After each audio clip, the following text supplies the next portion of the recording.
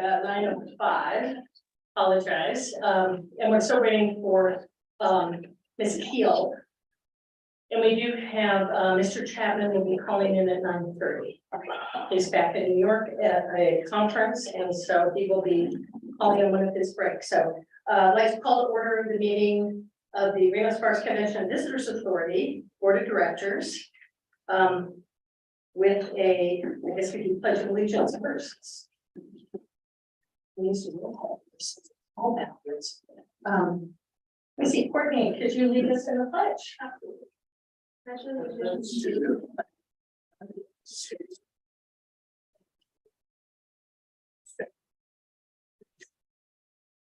Indivisible.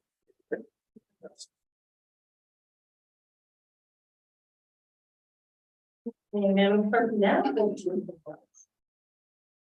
Chair Bybee, Here. Mayor Sheedy, Here. Commissioner Hartung, Here. Mr. Squaga, Here. Mr. Chapman will be joining us later. Ms. Keel, Mr. Murdoch, Here. Ms. Farazan, Here. and Ms. Silver. Here. You have a form. Thank you, Madam Clerk. Moving on to item D, comments by the public. Do we have public comment? None at this time. Okay. Do we have anyone wishing to make public comment? Seeing none, we'll go ahead and move on. And I think before I move on to consent agenda, just wanted to welcome everyone to a new year, 2023. Always exciting to kind of start a new, kind of a rough start with our storms and with the challenges we all faced with that New Year's storm from the local jurisdictions. People mad that their streets weren't being plowed, a real quick action to get our warming center open, lots of challenges and lots of, you know, not the way I wanted to start my new year, but you know what, sometimes you just have to go with the flow and whatever happens, you've got to, you know, drop back and punt and deal with it. So excited about starting out our new year as a board. I've personally, and just kind of my word for this year is the last couple of years, 2.5, almost 3 years now, has been rough. We've just been, and especially this organization with travel, with the economy, with everything we've dealt with in the last almost 3 years, has really kind of just had its impact on all of us, on our kids, on our communities, on our individual, you know, mental health, emotional health. And I really feel that it just feels like we kept getting beaten down for the last few, trying to get up, and then something else hits, inflation or another election. And this one was brutal. And I know I'm sure the mayor would agree with me. One of the most brutal that one of the most brutal I gave to step into, you know, what we were running for. It was rough. So I really think that my word for this year is kindness, because I think we forgot to be kind. We don't know how to be kind to each other anymore. And I really feel like it just makes a difference. And maybe we can only do that one at a time. Maybe we do that in our personal lives, maybe we do that in our business lives, on the boards and commissions we're on, in our leadership positions, at the grocery store, with the server. Really trying to be kind to people, to kind of flip that switch. And make things feel good again and make things feel positive. And so moving into this year, it's really kind of my goal to try to do that. And really, and we can disagree either here or in other things we do.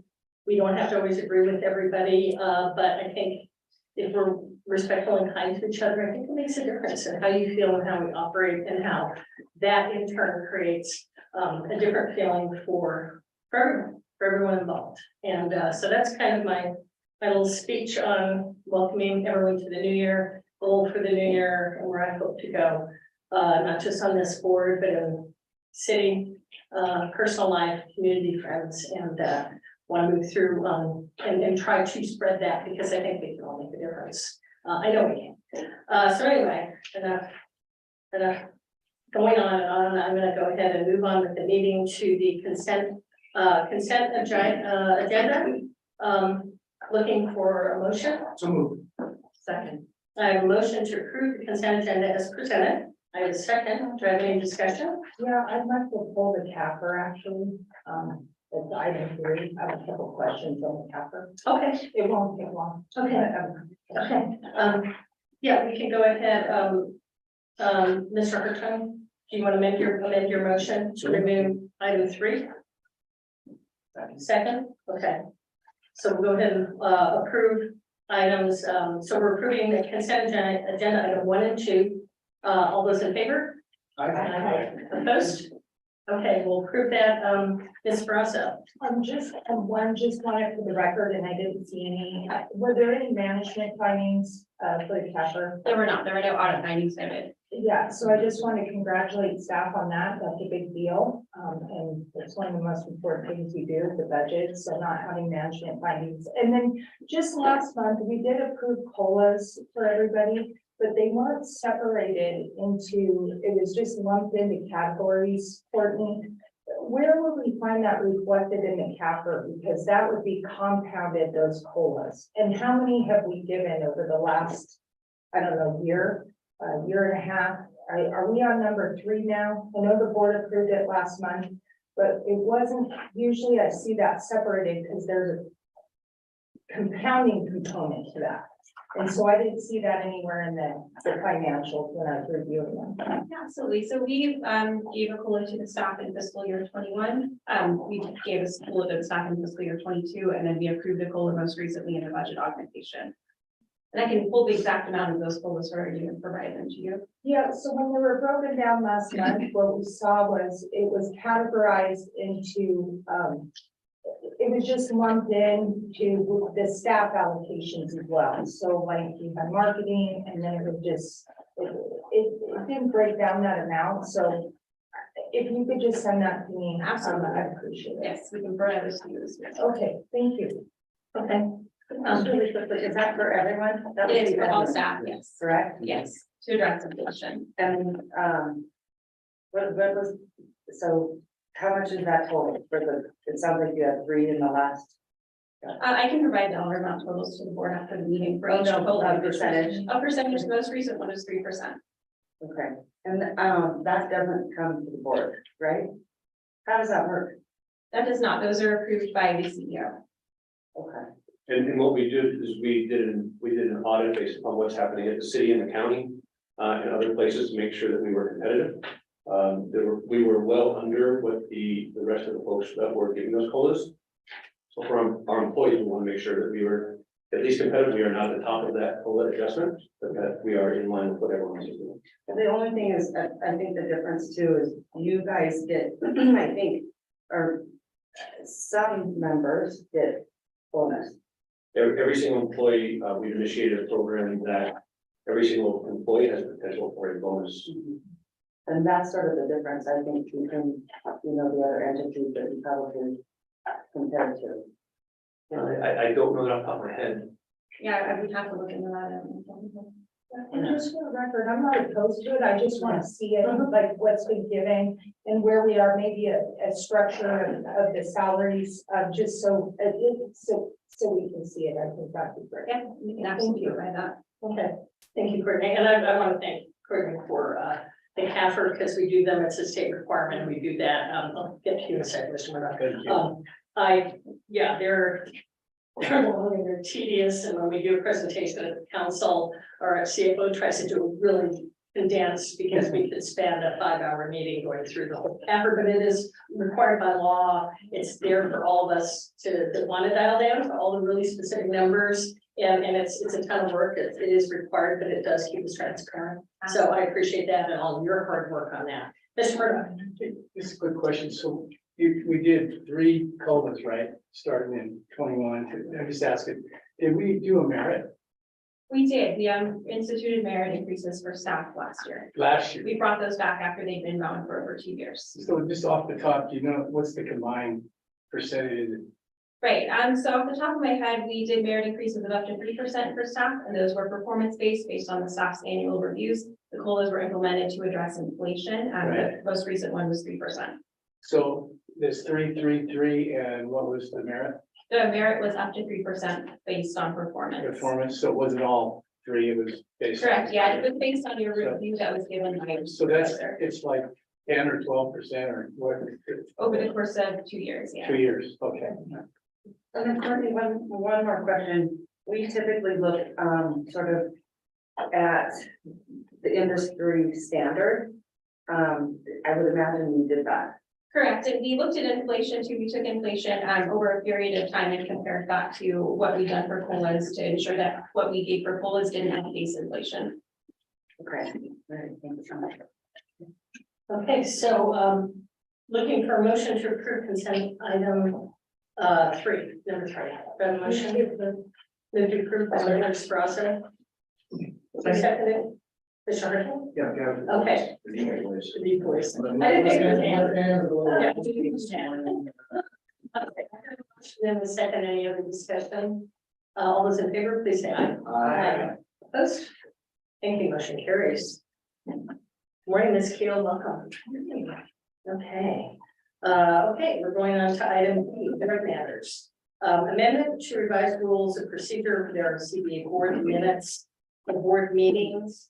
Mr. Kennedy, do you want to open us up on this, and then I've got a couple comments on before we start discussing. Sure, so I guess just to give a background, which I think everybody's aware, the RSCVA has until I would say about 2.5 years ago, always met monthly, with the exception of the meeting in November, December, which would be combined into one meeting in the first part of December. About 2.5 years ago, the board made the election, I think, based on the recommendation of Searchwide and their experience to transition to an every other month model. The board, it's basically every other month. We have to meet in May to approve the budget, so it's keyed off of that. But as we stand today, the board's meeting schedule is every other month, and again, combining the meeting in November and December. What we're looking at today is a request of some board members is a change to go back to how it was previously with monthly meetings and then the November and December meeting being combined. With that, unless there's any questions, I will. Okay. So what I'd like to do, because I want to give an opportunity for every board member to share their thoughts on whether they're amenable or what their pros and cons of meeting monthly versus meeting every other month. And so I'm going to go around to each board member, ask you for whatever your thoughts are. Move around the dais and then go from there. So it's not really a debate. I'd like to I want to make sure every board member just gives me what their thoughts are. And then we can move to looking whether we have a motion in a second. So I'm going to go ahead and move to Ms. Silver. Okay, Sorry, I'm left-handed. I always go left first. I am perfectly content with every other month because it took me over 45 minutes to read the CEO monthly report. I feel like I'm fully aware of the issues, challenges, data, stats that a board would want, and I see no reason to meet monthly. Okay, Mr. Hartman. Well, I have an opposing viewpoint. I'll compare schedules with anybody in the room. That I attend as many meetings as any of you. You know, we've got a huge budget. We're moving into a busy season. It's not that I'm looking for more to do. I want to reduce the amount of time because, and I know this with my own meetings, and Madam Mayor, you understand this. When you have marathon meetings, by the end of the meeting, you're spent. We had a very long meeting, a workshop yesterday, and by 4 o'clock in the afternoon, we were just spent. I would propose that we go to a monthly meeting schedule. If there's nothing, just like we do on flood management, if there's nothing to report, then we can send it out and say, look, we canceled the meeting for the month. If as I believe it's going to be, we can have a meeting and then do it, let's just say through fall and see how it works out. And I think we'll reduce the amount of time, Madam Chair, with, given the fact that your meeting management skills, you can keep us on track, and actually we'll spend less time doing this than more time. And at one point prior to me getting on the board, one of the comments that you made was this board generates more revenue in the region than any other board, this particular group. So I think it does merit more time. Thank you, Madam Chair. Okay, thank you, Mr. Murdock. Mr. Murdock? Couple things. One is search-wide. They tell us when to have board meeting. I'm curious, what does that mean? Search-wide recommended that. Mr. Kennedy? Sure, so as part of the, their scope of work in assisting in the CEO search, part of that, they also took a look at sort of RSCVA policies and procedures and made recommendations based on their experience in the industry of what, of sort of what they thought a DMO should typically, sort of their meeting schedule and typically what those boards handle. They brought that back to our board, presented that, and then at that point, our board decided to go back to or to switch to the every other month meeting. That was the question. The thing, a couple things that in my mind, I served on the airport for 8 years. When we didn't, I agree with what Vaughn just said, when you don't have anything to meet on, we didn't meet. But I had 8 years of, and anytime we're not a normal DMO. I wish I could explain this to everybody. We're a casino, outdoorsy type place, but we're driven by a lot of room nights and a lot of room tax. Myself as a casino operator, we want to know what we're doing every month on how we're bringing business to Reno, because and we've been through COVID and we've been absent from we were trying to be out there with COVID, but nobody was really out there. But now I think it's ultra important to be involved in where our money's spent, because a lot of DMOs don't have the bank account that the RSCVA does. And again, it's tax driven, it's an authority, it's not a normal DMO. I wish people would get that different thoughts there. The other side of it is, I think we always are, the tourism industry and the casino industry, the entertainment industry, the skiing, it's moving so fast. And I think, again, I've always said this, and I would say it on the airport board and this board, we have one job, heads and beds, butts and seats. That is all airport, because that's what makes the world go round. Room tax. We've got to be on our edge. We've got to be on cutting edge of getting business to the city, because we've got to work a lot harder than the normal cities like a San Diego or a Seattle. We're Reno, Nevada. We have a mountain range. So again, I think it's absolutely imperative we have monthly meetings. And again, I'm the first one to say, if you don't have one, don't have one. But I'm tired of doing 4-hour meetings. And then for us to put a shot clock on the time we can discuss stuff after we haven't met in 60 days, I don't think that's good democratic way of doing business. I mean, you can't put a timer on everybody, because we might have other ideas or questions, and I like input. And again, I don't want it to be adversarial. I want to get along just like everybody else, but I think that's the reasoning behind where I'm at. I'd like to see monthly meetings, and then again, cancel them if you don't need one. Ms. Keel? I'm gonna go right. I just, 1 second, before you do that. Charles, you know the workload better than anyone else in the organization. Maybe you can give us some insight. It's always nice to sort of start out with a presentation from your CEO in the sense of. I was gonna get to him, but we can. I just think it's good for We can the get context of how Sure. you feel and what you're saying. Yeah, you go ahead and then I'll go back over to Shannon. Thank you, Madam Mayor, and thank you, Chair Biden. I usually do not ever break down the words of what I'm going to say at a time. And this is an important issue for me. Before I came here, before I joined RSCVA, this board moved to go every other month. And I would have encouraged that from the board when I got here, and I was really happy to see that we had done that. Let me give a little bit of context. I'm going to talk about facts. We actively start planning every board meeting 2 to 3 weeks before we're ever here. So that staff and the input that it takes from all the leadership team and beyond to get here takes 2 to 3 weeks. Now, Mr. Murdock, when you say it's about heads and beds and butts and seats, that's what we do. We're here to market and sell this destination for the benefit of residents. And if we're here, Excuse me, benefit of resident? yeah. The tax that's generated helps benefit the residents. The people that eat in restaurants benefits the residents. People that stay in the hotels benefits jobs, the businesses, everything that happens here. Absolutely. And the thing is, if we're in here and we're taking 2 to 3 weeks out of every month to meet, that has an impact on Mike selling, it has an impact on marketing, it has an impact on art and everyone else that goes through that. Currently, there's no critical issues facing the organizations which require us to meet every month. If there were, we would ask for a special meeting. And in the first 24 months that I was here, we had 24 meetings. We had 24 meetings. They were not planned, but we wound up having 24 meetings. And in those 24 meetings, I think we were below 3 hours once. So the fact that they were more frequent did not mean that we were more efficient in what we did. We also have several subcommittees which meet on a regular basis.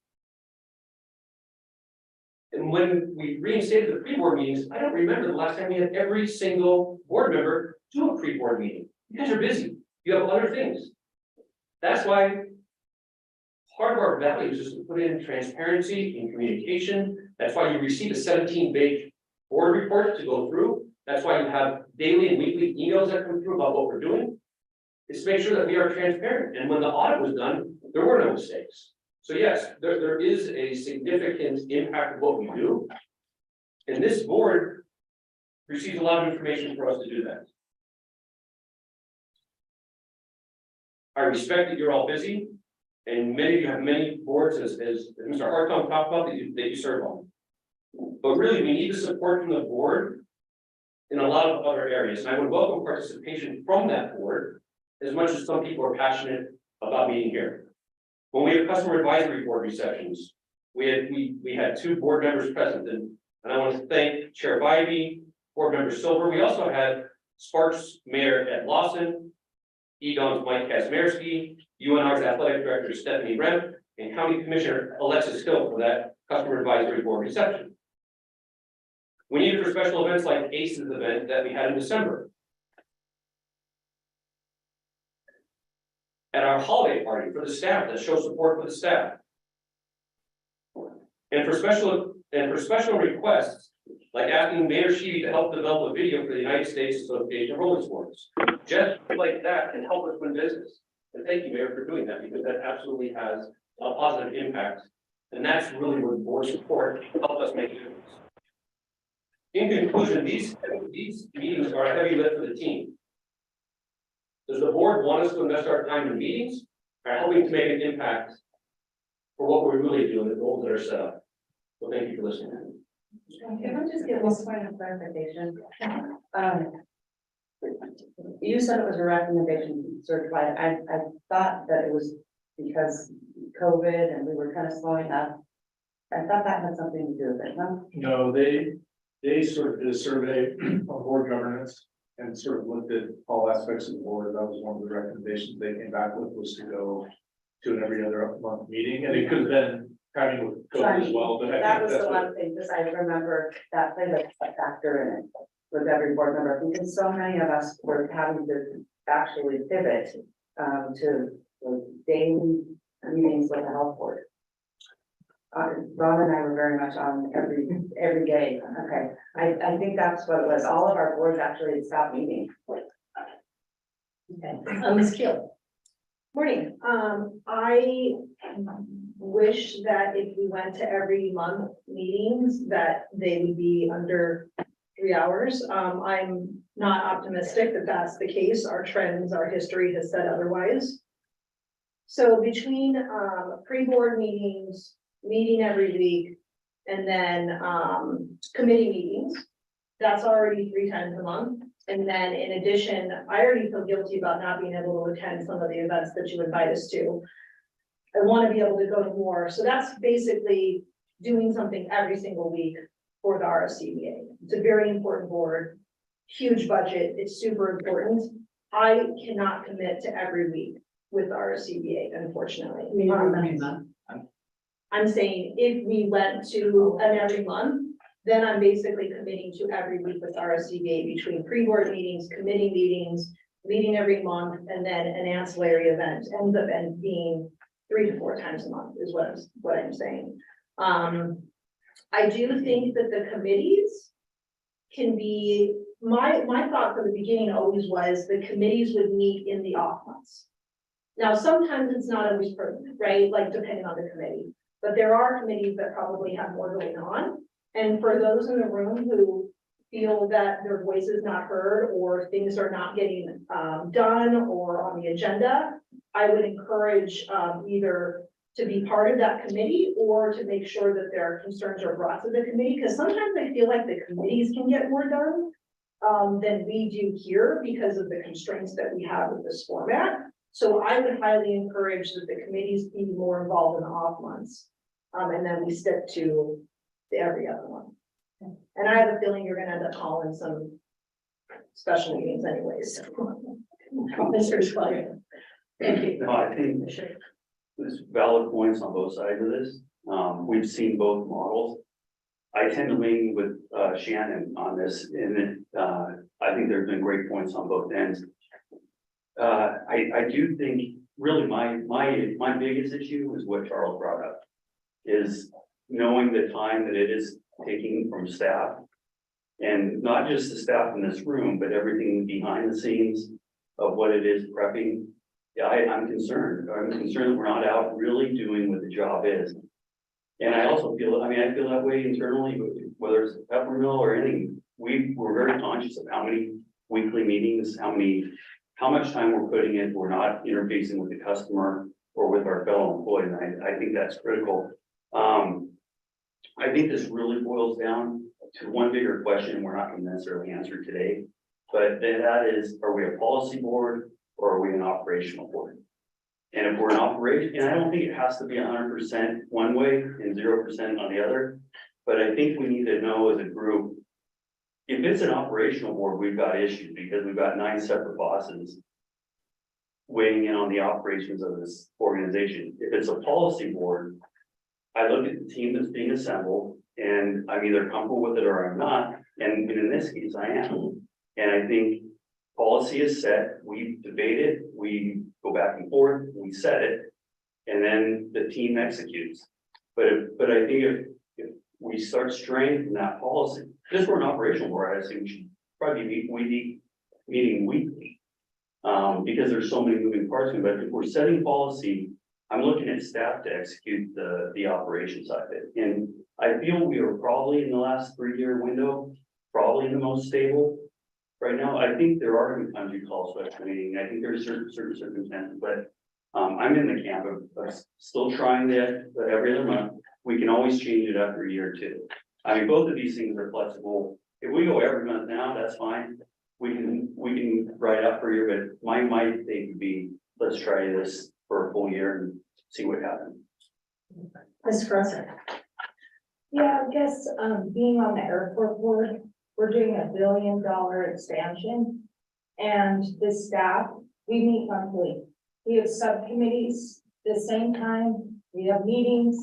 It functions very, very well. I actually think we're doing the opposite of good board governance, because I think when you don't see the board, you're not interacting with your board, you're not saying the policy, having those healthy discussions at the meeting, and you're waiting 60 days, that's not a coalition. I look at the airport as a well-oiled machine. It works wonderful. We have meetings, they're good. There's great board governance, and then they're busy. They're busy getting airlines. We are in the biggest expansion the airport's ever had. We're doing stuff at STED. We're doing all these things. And so staff, we just have a different philosophy over there. Imperative that the board meets. In fact, the CEO welcomes it. And I appreciate that. And I go back to what Chairman Hartung said is if we don't need to meet, then let's not meet, but to not schedule meetings and to be under the gun. I think Mr. Murdoch said this, is 7 minutes to have a discussion last meeting. That's not good for public participation. And I'm not meant to be argumentative here, but a 17-page CEO report, okay? That's not out there in the public, and I appreciate that report, but I think we're down on room nights. I think we have to have these monthly meetings. And I think it's threefold. I think, number one, we have an obligation. I mean, that's part of, there's a lot of people who want to be on this board, quite frankly. It's time consuming to be on boards. It just is. And you make that commitment when you sign up. You sign up for the subcommittees, you sign up for everything. So this is what we do here. And I just feel, and I'm glad you brought that up, Charles, about the different events. We all do different events. The haunted house, I was there. I think, the automobile museum, the Van Gogh event. I think every board member takes it very seriously. Yes, we can't be at every single event. I wish we could. Kids, other things in life happen. And I love it, and I think it's important for the board to be out there, but I feel strongly, and we've also brought in everything in-house. What an achievement. I mean, it's in the staff's credit. We brought in, we completely changed the management of the facilities. We brought them in-house. We've had some big changes. And I think to be updated on those monthly, and I just don't see the big harm of, and I've had this discussion with our chairwoman, of just scheduling it. And if we don't have business on the agenda, let's cancel it. But I hate being under the gun, and I think it looks bad for the public. Oh, we got 7 minutes to discuss the whole financials. I went back and looked at the agenda last month, and literally look at the time minutes that were set on the agenda. I don't answer that because I've had two people mention, I requested that because I've done it on other boards as a guidance for the board on kind of what we anticipate, and it's never in stone. But it also helps you look at when you're later in the agenda, when there's other things going on, kind of when we have a presentation that we know is going to take us 30 minutes. It kind of helps keep, in other boards that I served on, other organizations, it's helped everybody move the agenda forward, but it's not a handcuff. It's a guide to say, you know, are we on track here? Are we taking way too long? And we still have real important things to get to. So it's more of a guidance. We're not going to do it because I did have a couple of people that did not agree with that, but it wasn't meant to say we only have 7 minutes, that's all we've got. It's kind of helping guide every board that I've been on. When I've used this, it helps move meetings because then everyone understands, everyone's like, well, wait a minute, you know, we got through this really fast. So this other item that is going to take longer, we're okay, and we're not going into 3 or 4 hour meetings. So that was my request, and I pulled it off because there were people that were opposed to it, but it was only intended to act as a guide for staff to know kind of where they're going to be in the agenda for all of us as we move through the meeting. Are we on task? Are we not? Or are we going to be, you know, is the meeting going to run really long? Are we going to be able to get out of here early, maybe some months? So that was the only reason that it was on. Shannon, real quick, I want to go to Andy and then I'm going to go to Mayor Sheeby. Last thing, I would just make a plea for some kind of compromise, because I know the board is divided on this. But I think if we could somehow compromise on this and not get the holiday meetings or something like that.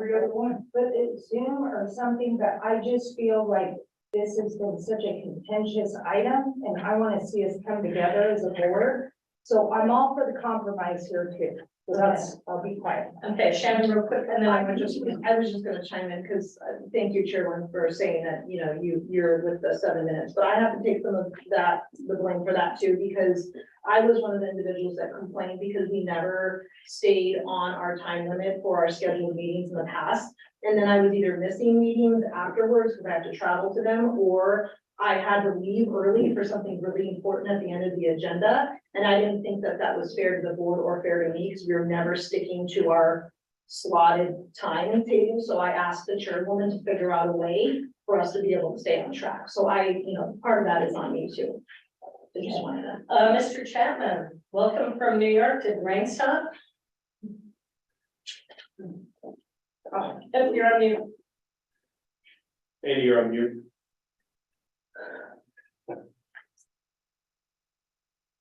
And he's gone. There you Here you are. Sadly, we didn't get to hear all the comments. go. He wasn't there when we started. No, we cannot hear you. We're not hearing you. Are you on mute or do we have you muted? He's not on there. He's on mute. I can't see him. You can see him?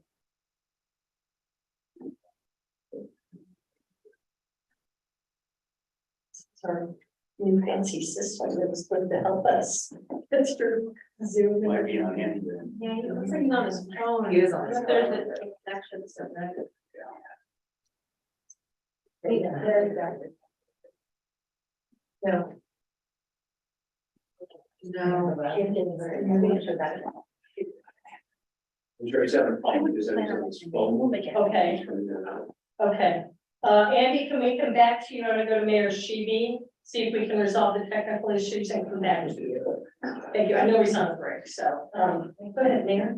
Okay, so usually when you have Washoe County at the table, you have Sparks at the table, and you have the city of Reno at the table. You are a board that's considered of regional significance.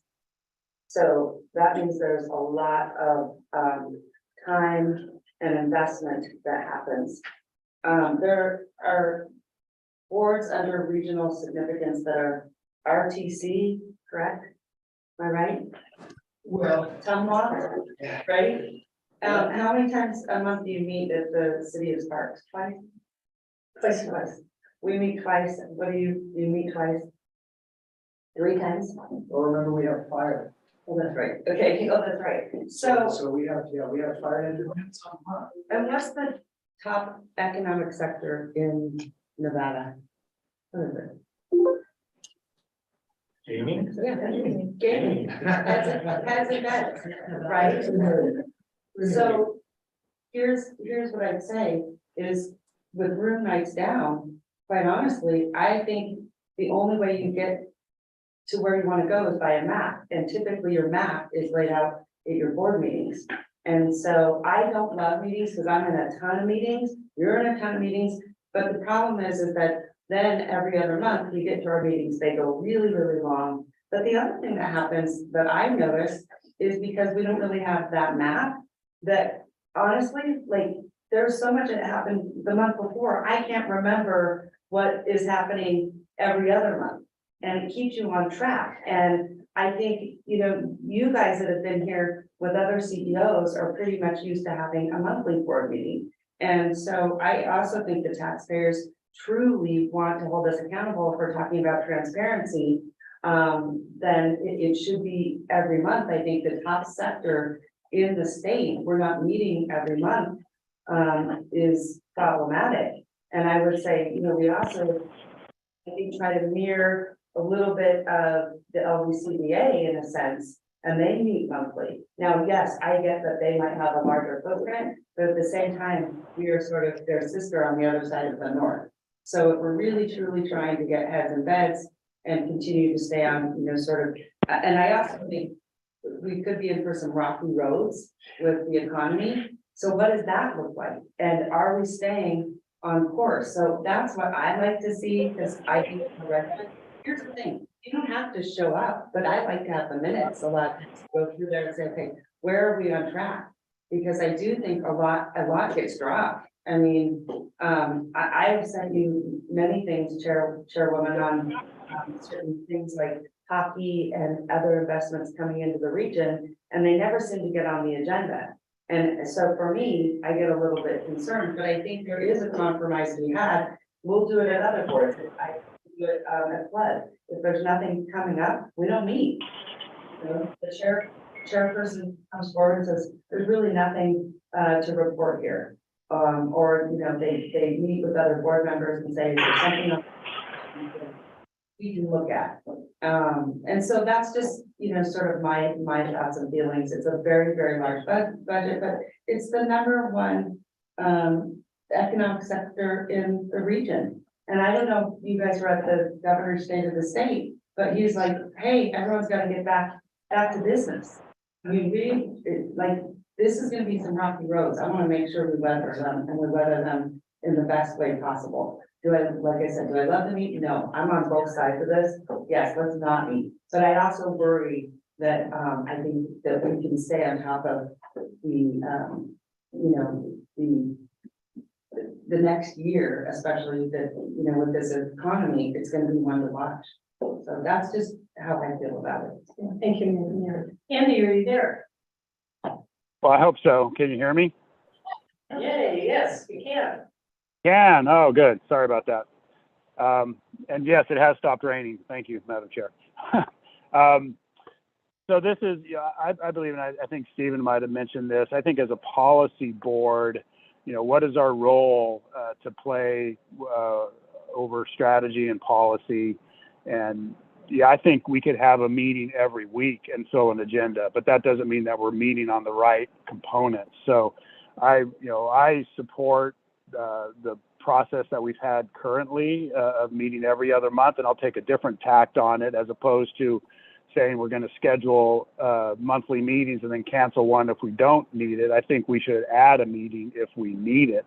And if there's a particular item that needs to be addressed, we can always add a meeting. But, I sit on several boards, including some state boards as well. And those tourism boards don't meet monthly by any means. And I think, if our role is policy and strategy, there is, again, no reason to meet on a monthly basis. And I would say that depending on what's on an individual agenda, I think there's quite a bit of wasted conversation time around some agenda items that I think we as board members can streamline ourselves. And I'll put this item, I don't know when you guys started talking about this, but it's 10 to 10 right now. And so quite a long conversation about whether or not we should be meeting monthly or every other month. But in my opinion, I think we ought to be meeting every other month. And I think we need to add a meeting if there is a relevant and time-sensitive item that we need to be discussing. Thank you. And thank you, Mr. Chapman. So I'll weigh in last, and I appreciate, and I would agree, there are points to be made on both sides. And compromise maybe to be had, but I really, couple of things. There's other boards that I've served on, Regional Planning Governing Board, which has big work to do. You've sat on that, I've been on it, and it meets every other month, and it's set up, structured for that. Emergency meeting could be in the 6 years I was on it, I never had an added meeting, but we took care of the business every other month. Community Homeless Advisory Board, I am an alternate to that. And it met for the first couple of years every month because it needed to, it was just getting going. They're meeting quarterly. They went all the way back to quarterly, which to me I was shocked, but I'm not in charge and I'm only an alternate, so it wasn't my call. So there are other boards and commissions that are not meeting monthly. I went in and looked at the Las Vegas Convention Visitors Authority to kind of say, just check, yeah, they meet monthly. But I looked over the last 8 months, I think, and there was not one meeting that went, I think 1 hour 47 minutes was the longest any meeting went. And they got a huge board, really big board, and their agendas were loaded. And when I looked and I'm like, wow, I need to sit down and watch the meetings to kind of maybe learn from them because they are getting through all that business with a really big board in under 2 hours, hour and a half till 1:47. And then yes, part of that is probably because they are meeting monthly, but it's also, something to be considerate of. I agree that we're looking at things to add as far as adding meetings. We might need to add a budget meeting as we're coming into budget season. We've got the subcommittee, which will start, financial committee will start on that, but we might need a budget meeting to really, I know in Sparks, we do a whole separate budget meeting, separate from our city council meeting. We do a budget workshop. That might be a great need as well. I think really looking at what Andy was saying too and agreeing as a policy board, because we are a policy board, just like I am in the city of Sparks. We set policy and we do budget.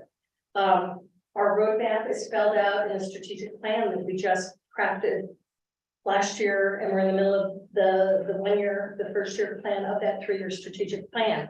The budget is set. Courtney already has, and we just did an augmentation. So the budget items as they flex and our room nights and our ADRs and everything's changing, we are constantly keeping informed on that and making budget decisions mid-year with the augmentations. That thank goodness we're able to do an augmentation, you know, how lucky have we been for that? And yeah, we don't know what the future is going to hold. I think last year, when it was every other month, and we had to keep adding, we had a lot going on. We had a strategic plan. We're bringing everything in-house. There was a lot of business that called for really monthly meetings at that time to take care of the business that Charles and his team did.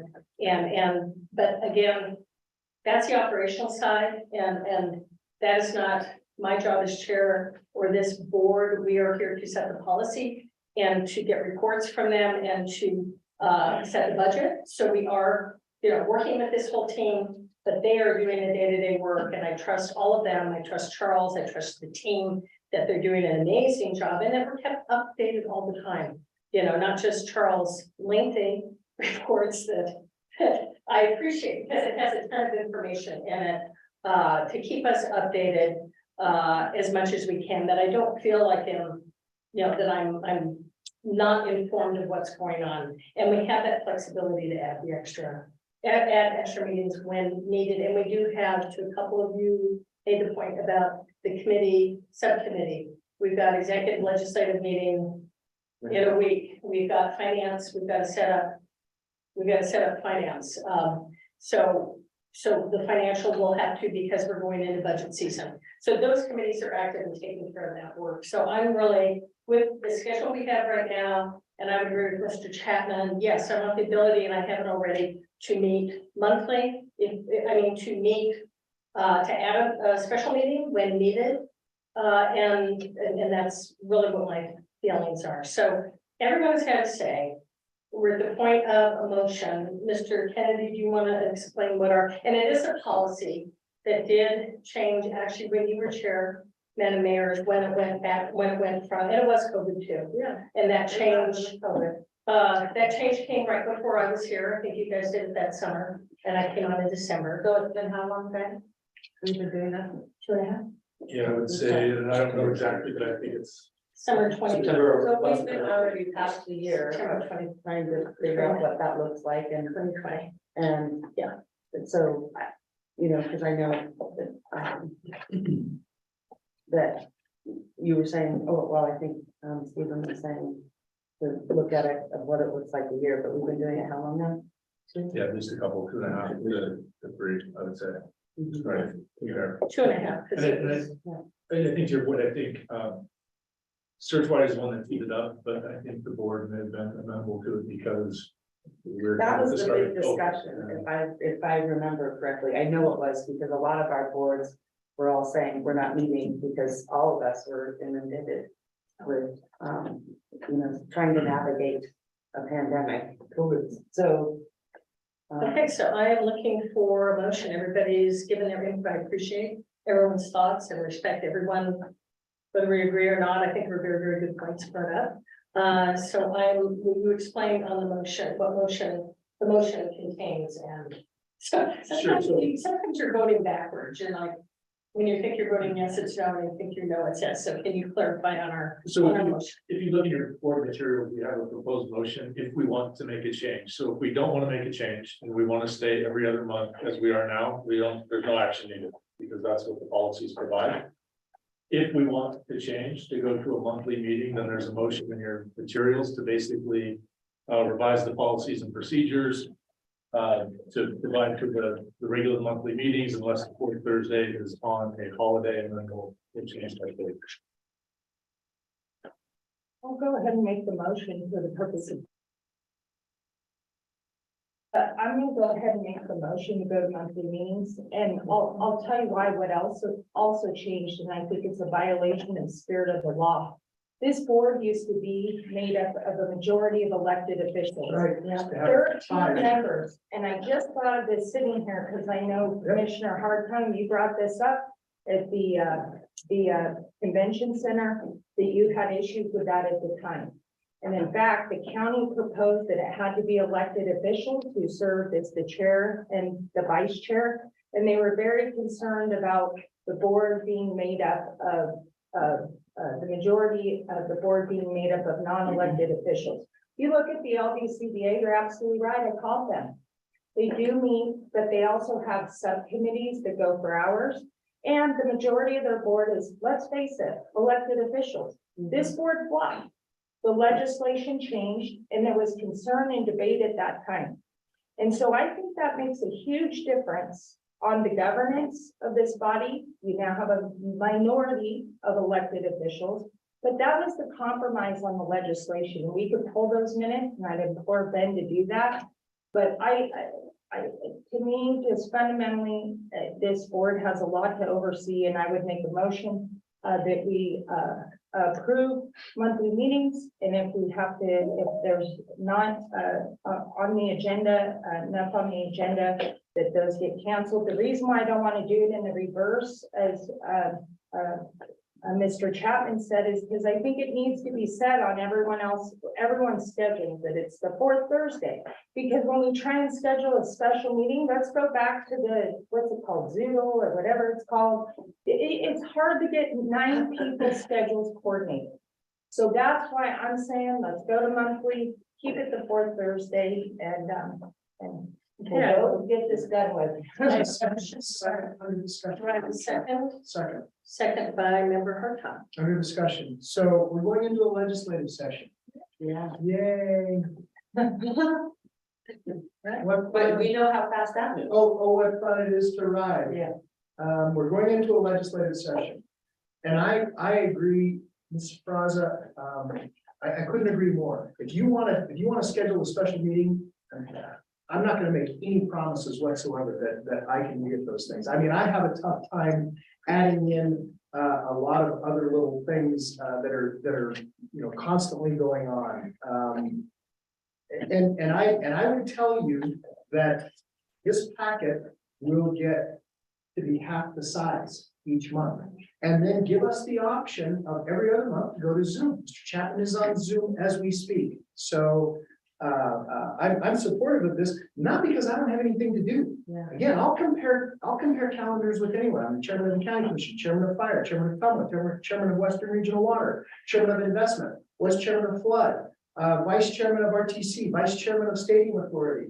Do you want me to name off other boards that I serve on? And because there's more. So I get it. I understand completely. And I manage those meetings very, very carefully because I'm respectful of everyone's time.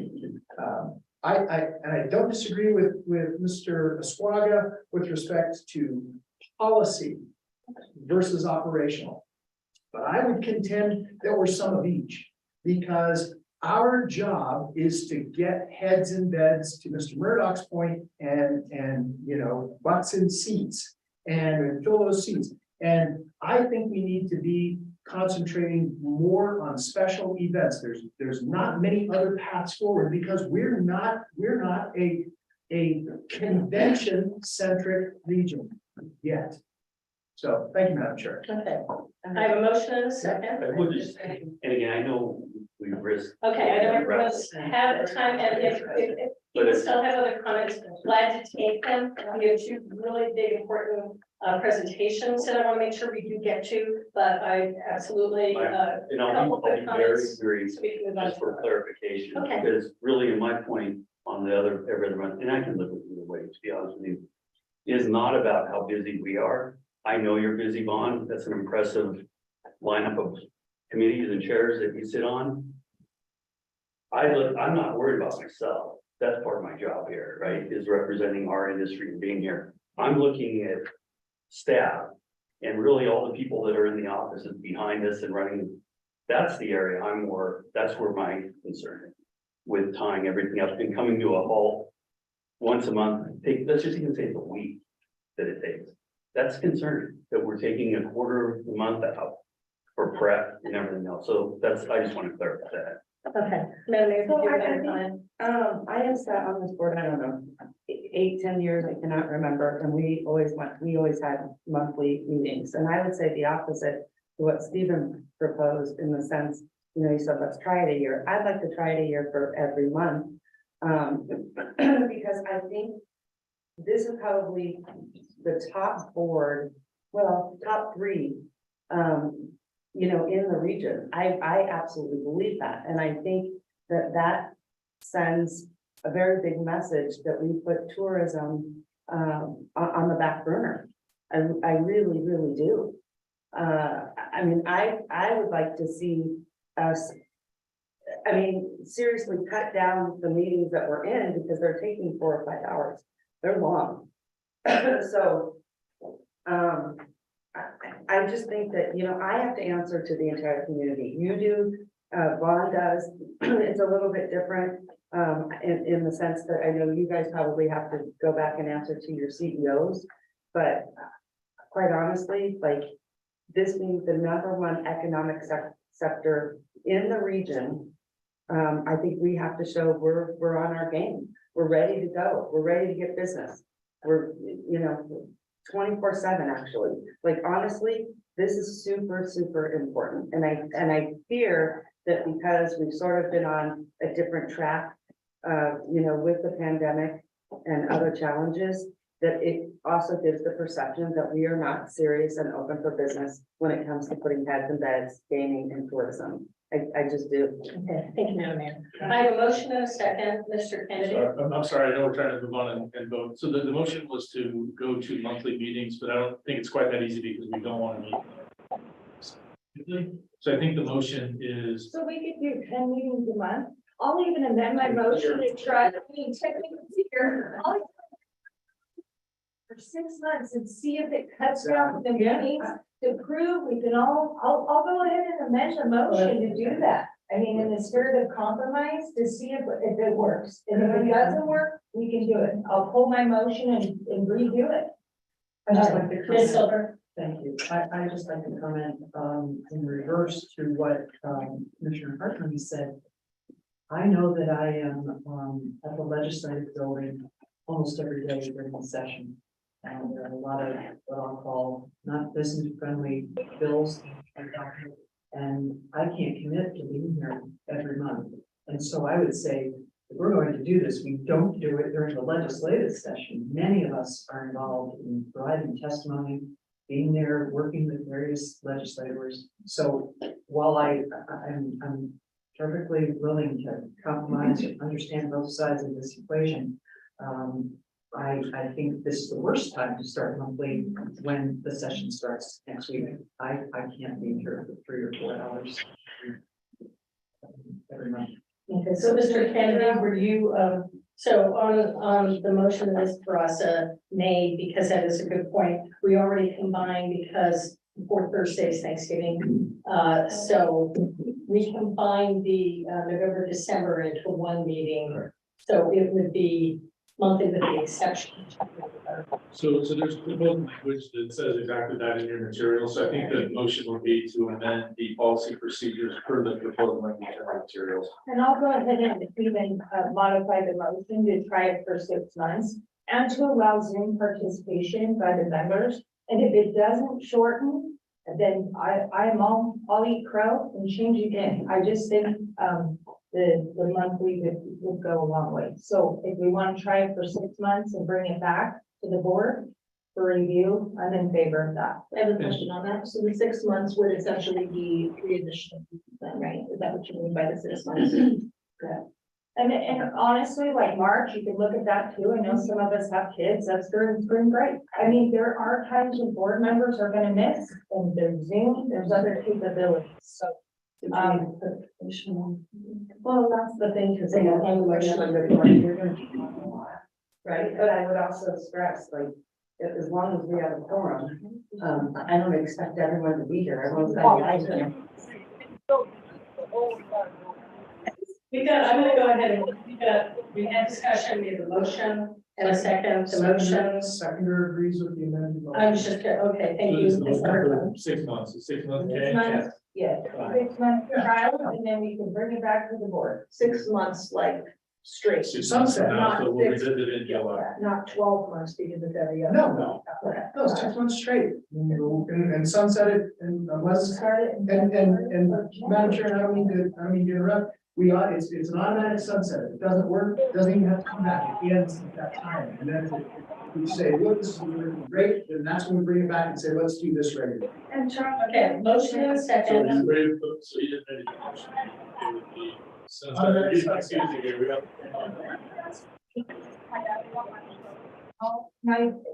And I like to hear from you. I like the input of the board.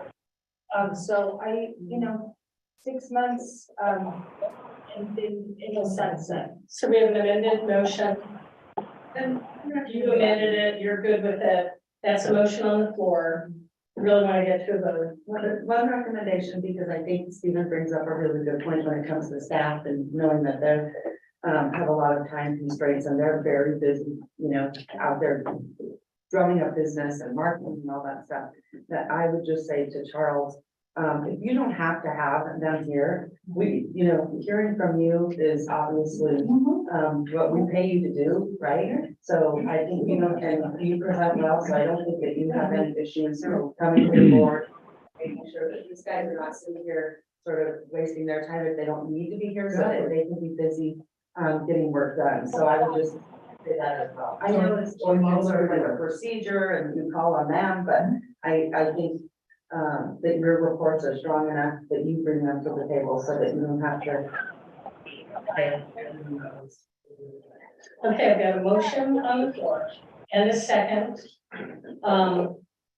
All those in favor of the motion, please say aye, or you don't, let me have you raise hands, because I think that'll be easier to count. Aye, 1, 2, 3, 4, 5, 6. Andy, you were not an aye, okay. I'm a no. I'm a no. Okay. I'm not gonna. Let me help out. So she's gonna do a roll call. Okay. Lisa's gonna do a roll call, just make sure she's got it on her I record. know we have a new system here, but you want to know what the biggest issue is with this? And you know this, we all know this. When you have your microphone, you have your light on. Yeah. So you know where to direct. Yeah. Otherwise, it's It's- very hard. It's a little bit, yeah, it is tough. Okay. Lisa, Right, so, Chair Bidey, no. Mayor Sheedy, Yes. Commissioner Hartung, Aye. Mr. Esplada, Yes. Mr. Chapman, No. Ms. Keel, Yes. Mr. Murdoch, Yes. Ms. Farago, Yes. Ms. Silver. No. So that's, 6-3. you're missing one, right? No, because he's there, 6-3. Yes. Okay, the motion does carry.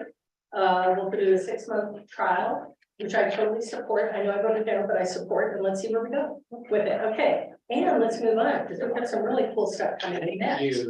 That I want to get to. We've got E1, visitor profile study with Miss Erin Francis coming. Charles, can you say anything, or you're just gonna let her introduce herself and give us like this amazing visitor study that I think all of you guys are really going to find useful. I think we can all take it back to who we represent, super helpful information on who our visitors are and how that's changing. So Aaron Francis coming represents Destination Analysts. They were retained and hired by the organization to help us with the visitor profile study. First time that we have done this since 2019. Erin's got tremendous experience, is recognized. Her organization is recognized as one of the best in the industry. And our marketing team has retained them to come in and help us provide the feedback of visitors who have been here, potential visitors. It really helps us from a directional standpoint understand where we should be pivoting and putting our marketing dollars and efforts to generate visitation. Erin, welcome. Thank you so I'll much. turn it over to you. Thank you for having me. I enjoyed getting to be here. Actually, it's been a little bit since I've been in person at a board meeting. So, and I want to say I was a visitor last night. I flew in from San Francisco. I stayed at the Atlantis and with the 5 stars all around everyone I met in the service I had was Erin, great. can you speak Yes, in the thanks microphone? so So much. we record this thing. All right, but it's my great honor today to present to you some of the top takeaways from a profile study that we conducted on recent visitors to the Reno-Tahoe region, as well as visitors that represent potential for growing a new visitor base. I'm also joined here today by our Director of Research, Michelle Dranker. She was the lead designer and analyst of this project, so she may be helping answering some of your questions after. One of the things I picked up in COVID was reading off my notes, so I hope you'll forgive me that I look down at my computer. It's just a habit that I haven't been able to shake from the pandemic. So just a little bit about our company first.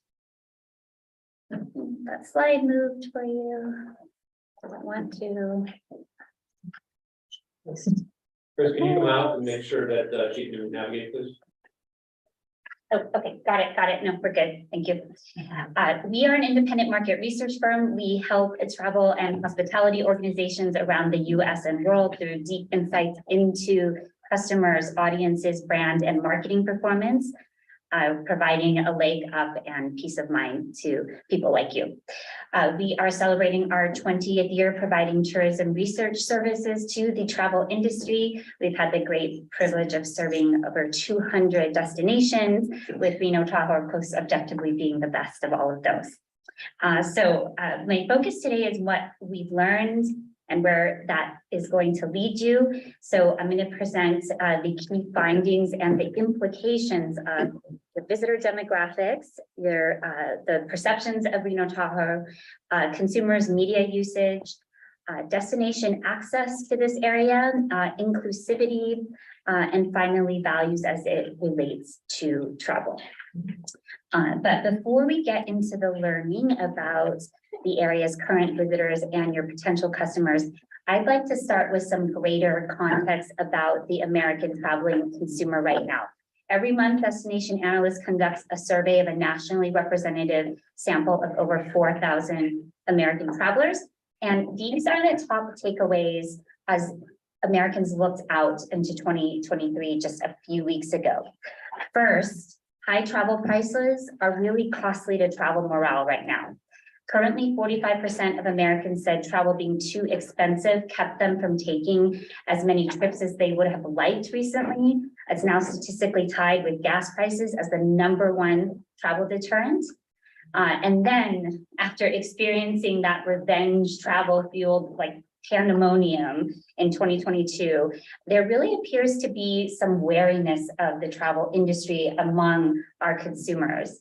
So further price gouging, labor shortages, and an increasingly frustrating domestic travel experiences are among the top scenarios that Americans feel are going to happen in 2023. And finally, our US cities, they're still having to overcome some negative perceptions that were exacerbated by the pandemic and continued negative media coverage, despite a really renewed tourism interest in our urban destinations. 1 in 5 American travelers reported to us that they felt our American cities are going to become more dangerous and unmanageable places to visit. And that's a feeling that's more commonly shared amongst our baby boomer travelers, those in higher income brackets, as well as those residing in rural areas. So I share that with you so you can keep that sort of macro level context in mind as I go with you on your local findings about what's happening here in Reno-Tahoe. This study of past and potential visitors that we recently conducted was designed to provide profiles of key existing and target audiences, garner detailed trip characteristics from motivations to lodging choices to activities, provide travelers evaluations of Reno-Tahoe's destination attributes, look at travel planning resource usage, and gauge visitor satisfaction. The methodology that we employed was an online survey using a nationally representative panel. We sampled both past and potential visitors to the area that were aged 21 and over. Our sample included 400 people who had visited in the past 12 months and 800 what we call potential visitors. So those who may have never visited or have not visited recently. The data was collected between July and August of 2022 and has been weighted to represent the national population. As I go through this analysis, I just want to run through some of the terminology that I'll be using just so it's clear. So recent visitors, when I say that, that means someone who came here in that year that we studied. When I say travel intenders, These are those that are highly convertible by your marketing or whatever else you're putting out there to them. They say they are interested in coming here in the next 12 months. They had not been in the past 12 months, but they want to come here. Your potential visitors is that larger audience segment that you can get to come here. Again, that represents that you're growing in your new audiences. And when I say target audiences, these are your segment of travelers that have the psychographic profile and the interests that include active lifestyle and outdoor activities that you have been targeting with your marketing. I'm going to be sharing a lot about how you perform relative to your competitors. So what you're seeing on this list here are the competing destinations that we tested in this research. And when I say Reno Tahoe has a strength relative to its competitors, what I mean in our analysis, our little SWOT analysis, that means Reno Tahoe has destination attributes that are highly rated relative to their competitors. And these are things that are also important to your customers. All right, so I'm going to start with visitor demographics. The mean age of visitors in the 1 year period between summer 21 and summer 22 was 53 years. Of course, there's pandemic factors that play into this. This is something that absolutely is tracked. We will track going forward. And age, I'm starting with this, age is really important when you look at the health of your brand here. Because our older travelers bring that spending and that reliability, but we always need to be looking at our younger travelers because we need them to aspire to come here to start filling in the back. So looking at that, the implication is to continue to target millennial age and to some degree Gen Z travelers. And right now you're marketing, you're on at least on age, it's on a bell-shaped curve. Your majority focus is at 35 to 54, but I know your marketing is also with specific placements reaching older and younger audiences. So what you're seeing here is the generational breakouts and mean age for your total visitors, your target audience, and your potential visitors. So while the mean age amongst the entire total visitor base was at 53, when we look at the traveler segments actually targeted by your media, we see that mean age drops down to 49, and amongst your greater set of potential visitors, it's even younger at 47 years of age on average. So while the mean might be at 53, if your target audience is starting to skew towards that millennial age, the higher income, the married, there's also, when we look at that audience, they have a broader understanding of Reno Tahoe's attributes beyond just gaming and the lake. That's always good too, because that's what they'll talk about. They will spread that and they will contribute to those aspects of your brand. And I also want to say, it's been, as a Gen Xer, it's been interesting, and a travel researcher, interesting to study millennials, because as we're heading into an economic recession, one thing about that generation is psychographically, the way they value travel is unlike any other generation that we've seen. And when we ask them about how they will prioritize travel, even in the face of recession, they are still so likely to say it's going to be extremely high priority to how they spend their money. All right, so we learned about an increased interest in Reno from the research among family travelers.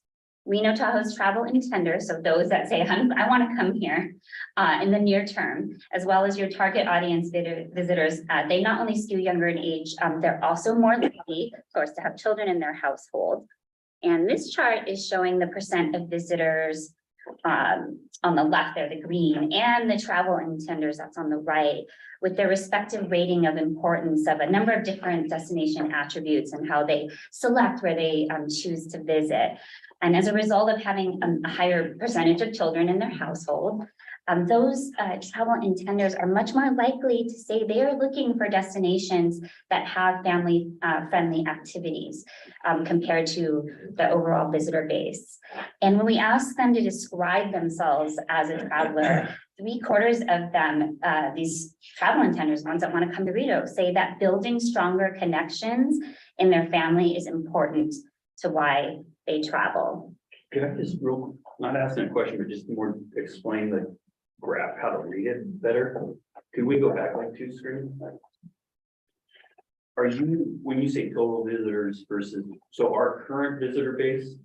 Yes, that would be your current visitor base. Okay, And those intenders are the ones that we're most excited about because they didn't come last year or in the 12 months we studied, but they said, I really want to come. They're the highly convertible Okay, audience. That's okay. why we wanted to look specifically at them.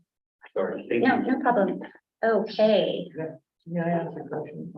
yes, Just so I know this in my head, is it a casino that we're a casino city and then take it into any account here? absolutely. And gaming is a whole section that I have coming up. No, I'm glad you did because I didn't want you all worrying about that. So I have, right after this one, I have your perceptions. So yeah, don't worry, we'll get to outdoor recreation, we will get to gaming, and you will of course see how important that is to your brand. Okay, so I want to I'll move on from the family friendly, and what the opportunity that has for you, given that people are starting to see you that way. You do have a strength relative to your competitors in being family friendly, and your recent visitors are very likely to also see you that way. And then just a quick note in adding to family friendliness, as you know, people are increasingly likely to travel with their pets. We found in our research that 1 in 10 Reno Tahoe visitors, recent ones, brought a pet with them on their trip. So anything about your pet friendliness adding to your family friendliness is probably a good thing for marketing. Okay, so let's get into what the research revealed about perceptions about Reno Tahoe as a tourism destination and how these learnings may drive your strategy going forward. Okay, so I'm going to start with outdoor recreation, then I will get to gaming. So look at the strength, right? The research really pointed out, yes, there is a strength in the Outdoor Recreation Association with your area. So to understand perceptions about Reno Tahoe among its competitive set, presented our travelers with a list of destination attributes and asked them to select which of these cities was best for each. And among recent Reno Tahoe visitors, Reno ranks higher than any other competitor on winter sports and outdoor activities in general. You're just behind San Diego for water access and water activities. The same exercise that were done with your potential visitors. So again, those are people who haven't been here recently, the potential audience.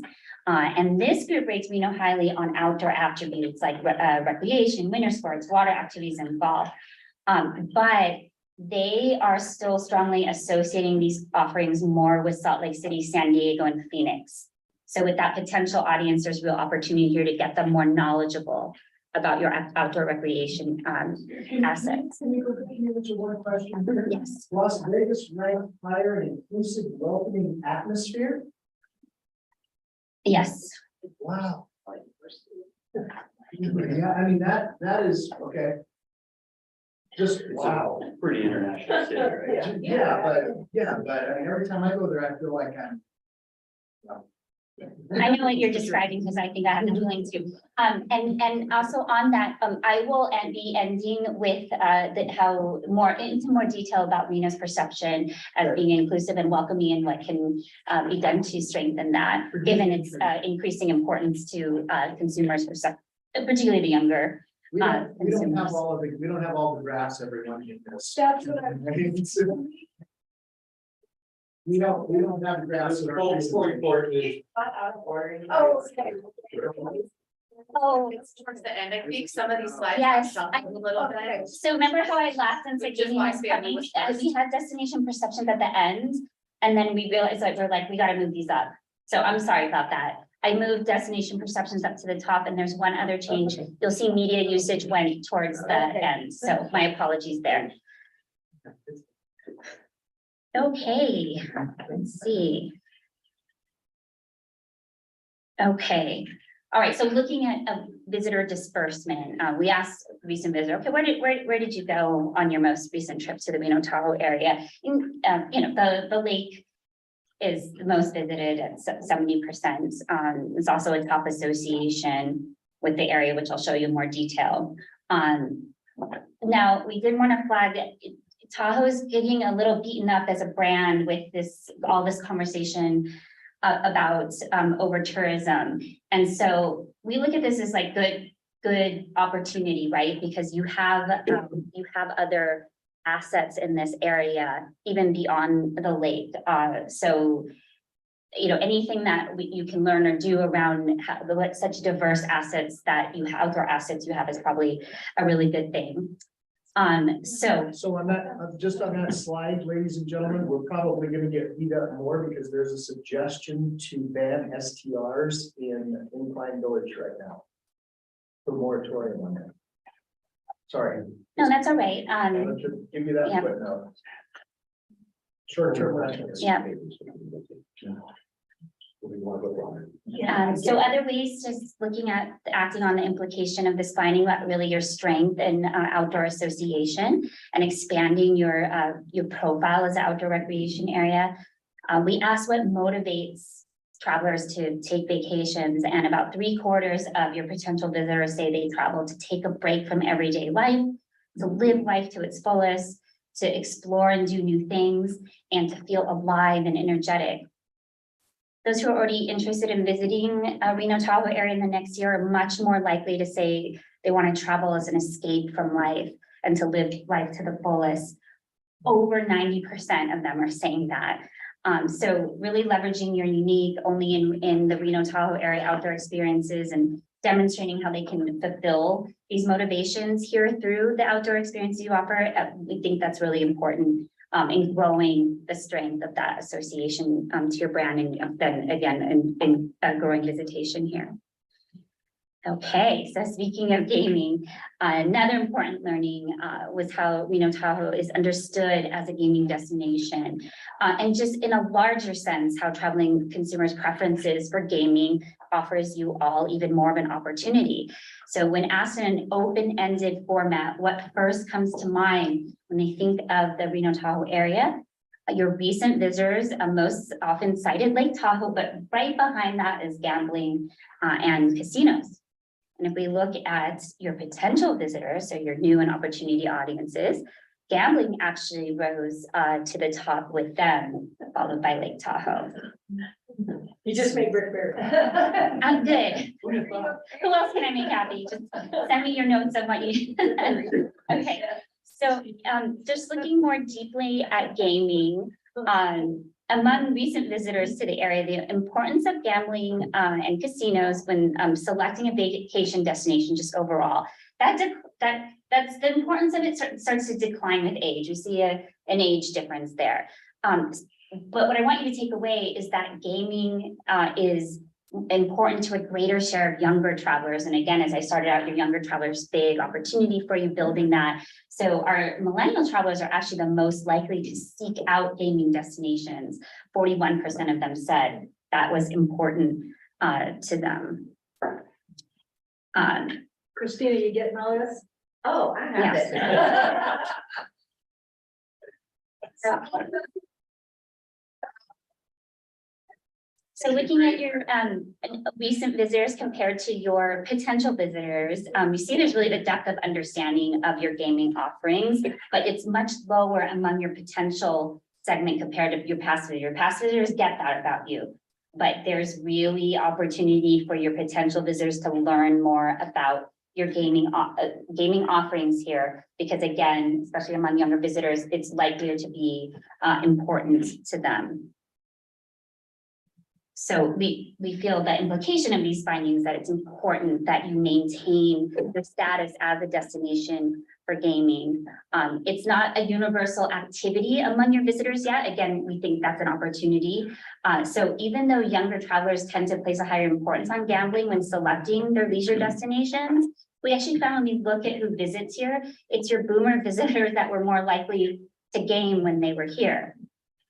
And so again, we just think it's an area of opportunity, and it's a unique aspect of a destination, especially when you couch it with that, again, that unique, that strength that you have in the outdoor. So you're not really tied to a single destination attributes. You have these things that a lot of people really want.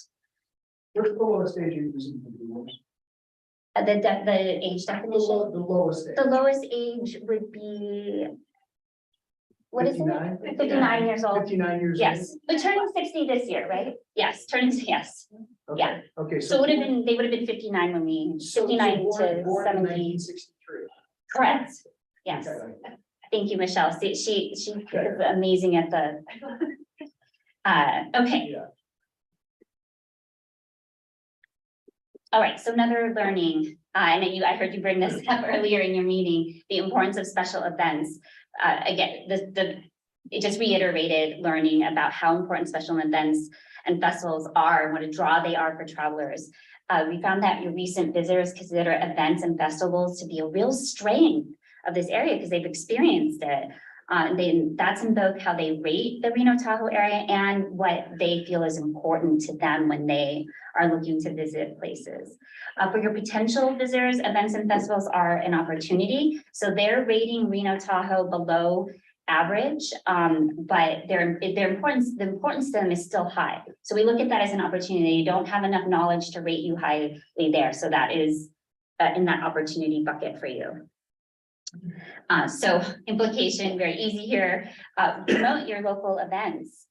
Recent visitor behavior, 1 in 5 said they went to a concert on their very last trip to the Reno-Tahoe area. 1 in 10 said they attended an event or festival. Just 4% said they went to a sporting event. So we think increasing efforts to attract events and then amplifying the promotion of these local events can attract new, more diverse audience segments and, further the brand's overall health. Does one sport attract more than another? You know? I don't think we did that detail. We have. We do have it in When you report. say sporting events, are you talking about professional sporting events or semi-pro, or are you talking about sporting events where their children will participate? They were all Professional. professional, Okay, that's good, all right, yes. thank you. Although as someone that contributes to the $4 billion youth sports industry, that's a good question. Okay. Okay, so let's see. Okay, and then yes, the origin markets where your event attendees is also, of course, really critical to what you in this room are doing. 20% of in-state visitors went to a festival or event on their last trip to Reno-Tahoe, compared to just 5 to 6% of Arizona and California visitors. So getting that word out to your out-of-state visitors, I think is really important to your strategy. Okay, so now I'm going to have you look at the learning around the importance of positioning the Reno-Tahoe area as having unique experiences.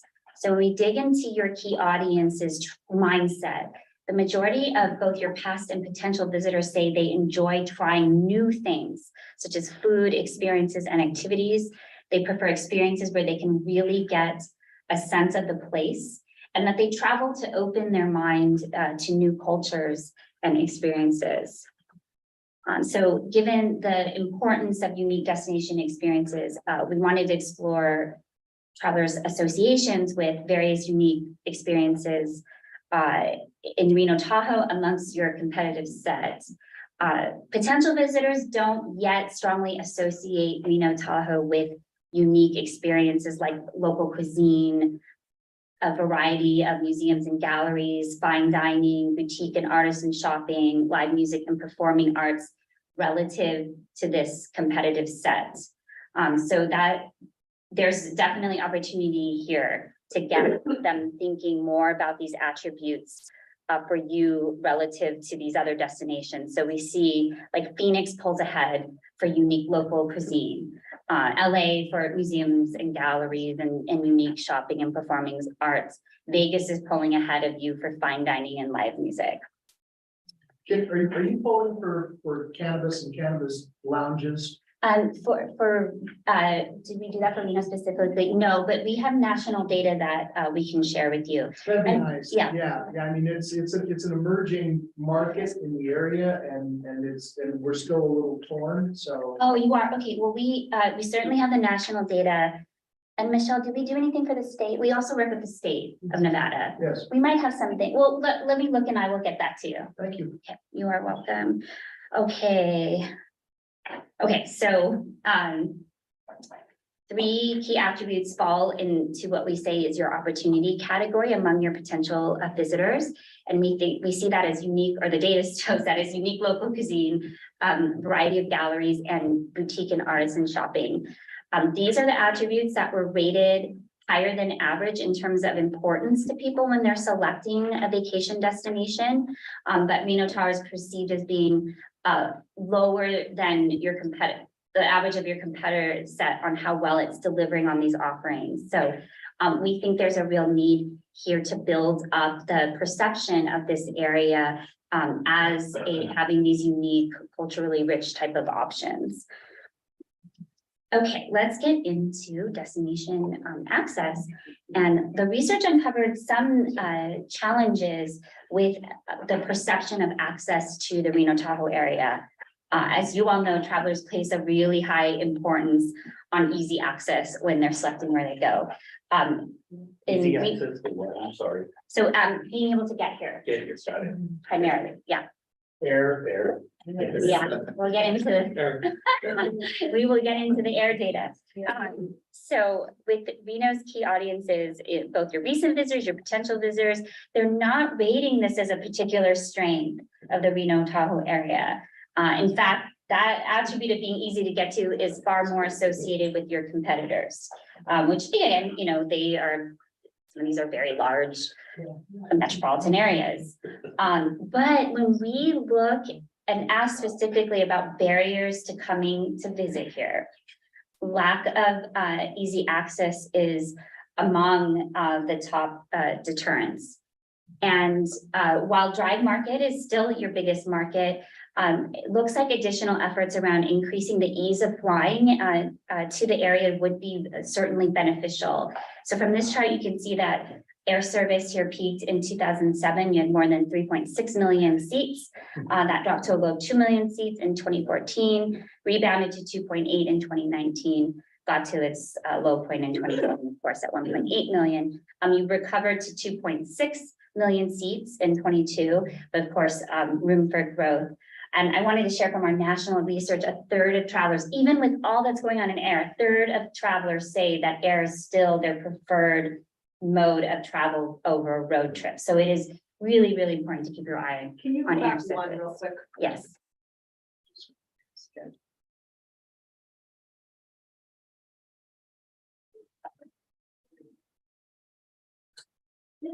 Thank you.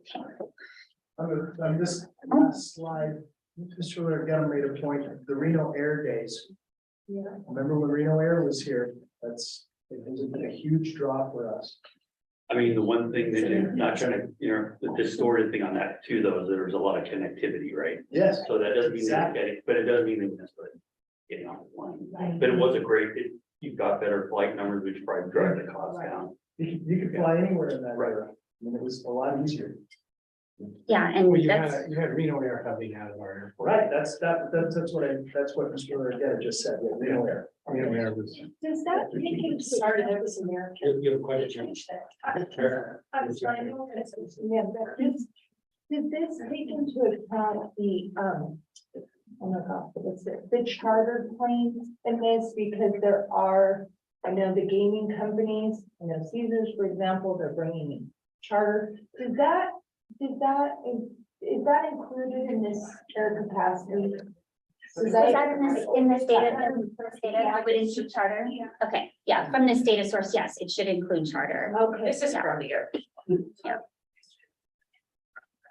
Oh, this is from them. Okay. And then looking at maybe, you know, dollars into strong performing or direct flight markets, that looks like it would be good to be a priority. You have now 90,000 more seats out of Denver compared to 15 years ago, 98,000 plus more seats from Long Beach, 29,000 more seats now from San Diego. All right, let's look at inclusivity. So we are in an age of divisiveness. But at the same time, people are really, at least traveling consumers are really asking for destinations to feel welcoming to them. And so there's it's part of a lot of destination strategy to make sure that they are positioning themselves as a place that is welcoming and has is inclusive. We did find that being inclusive and welcoming is a strength for the Reno Tahoe area, both among your recent visitors and the potential visitors to this area. So it rates above average in that competitive set in terms of importance and perceptions.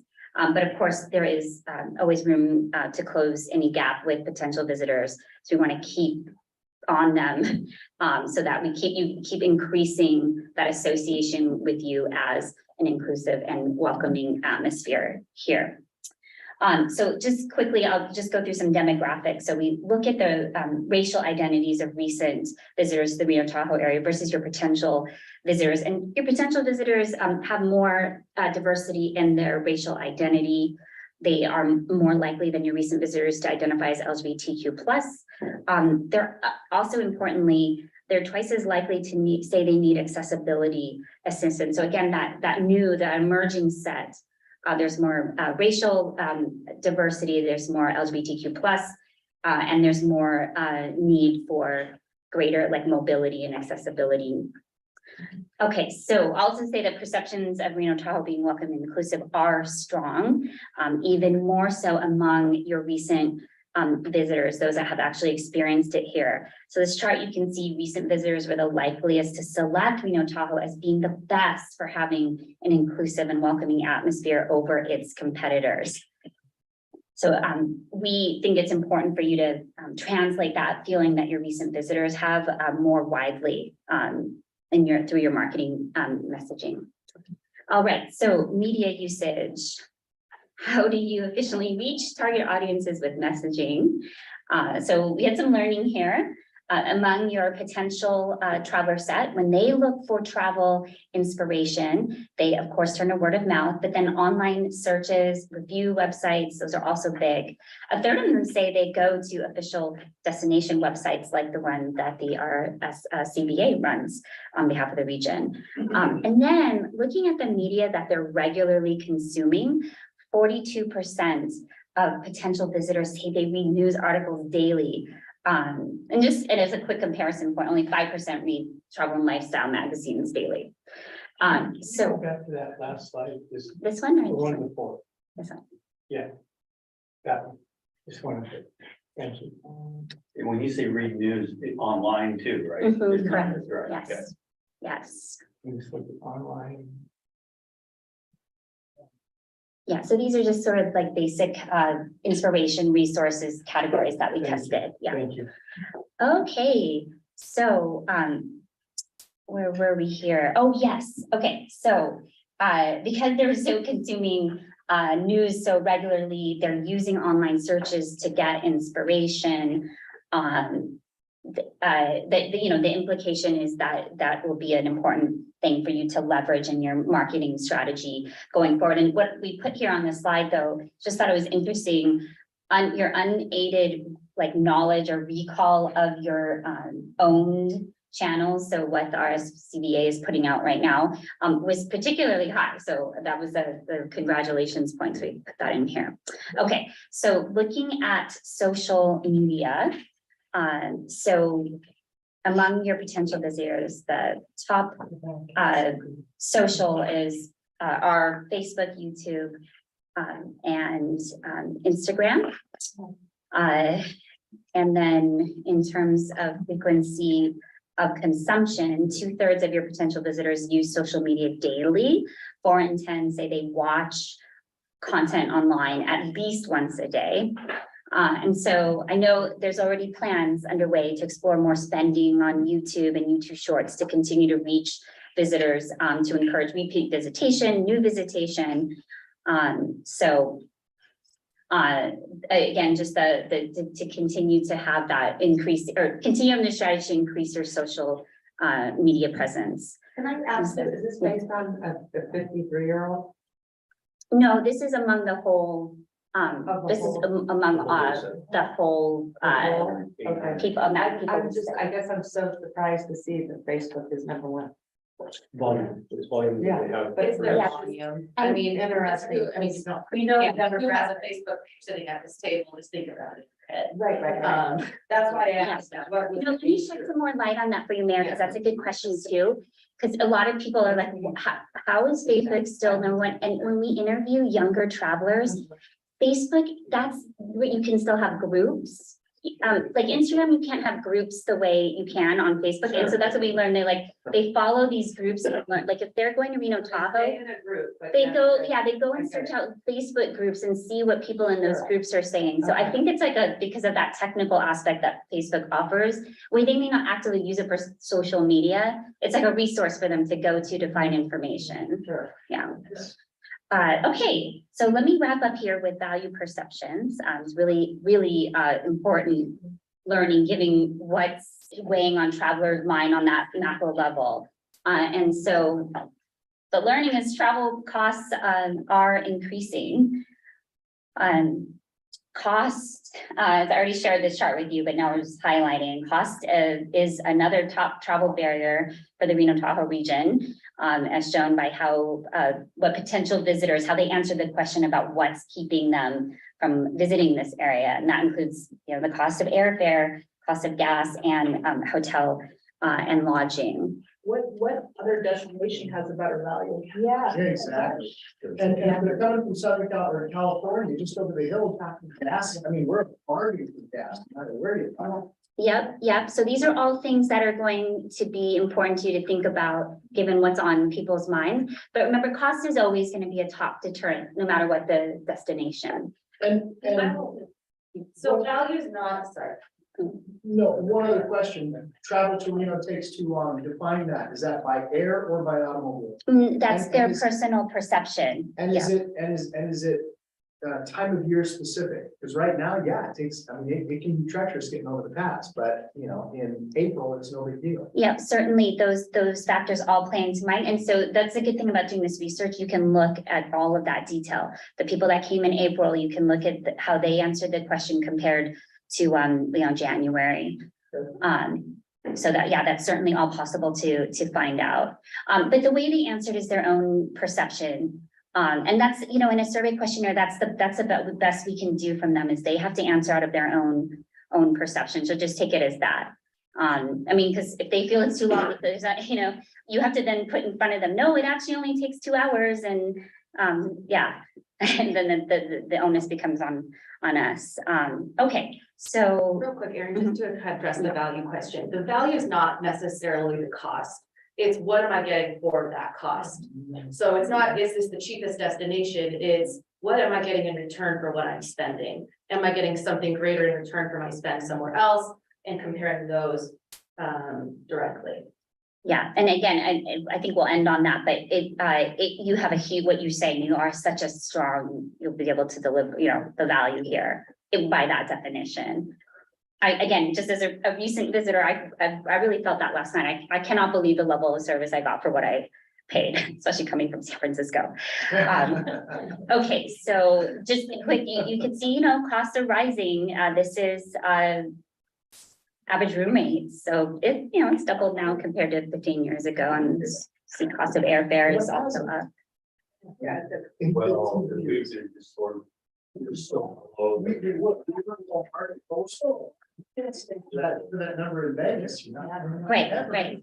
Yeah, this is just this is just the numbers. So this is not a value thing, it's just the numbers on the average cost. So, okay, so as we've been discussing, it's important to increase the value perceptions of your destination. I'm not saying that people don't think it's a value, but I'm saying it's important. We're learning, right? Super important, especially right now.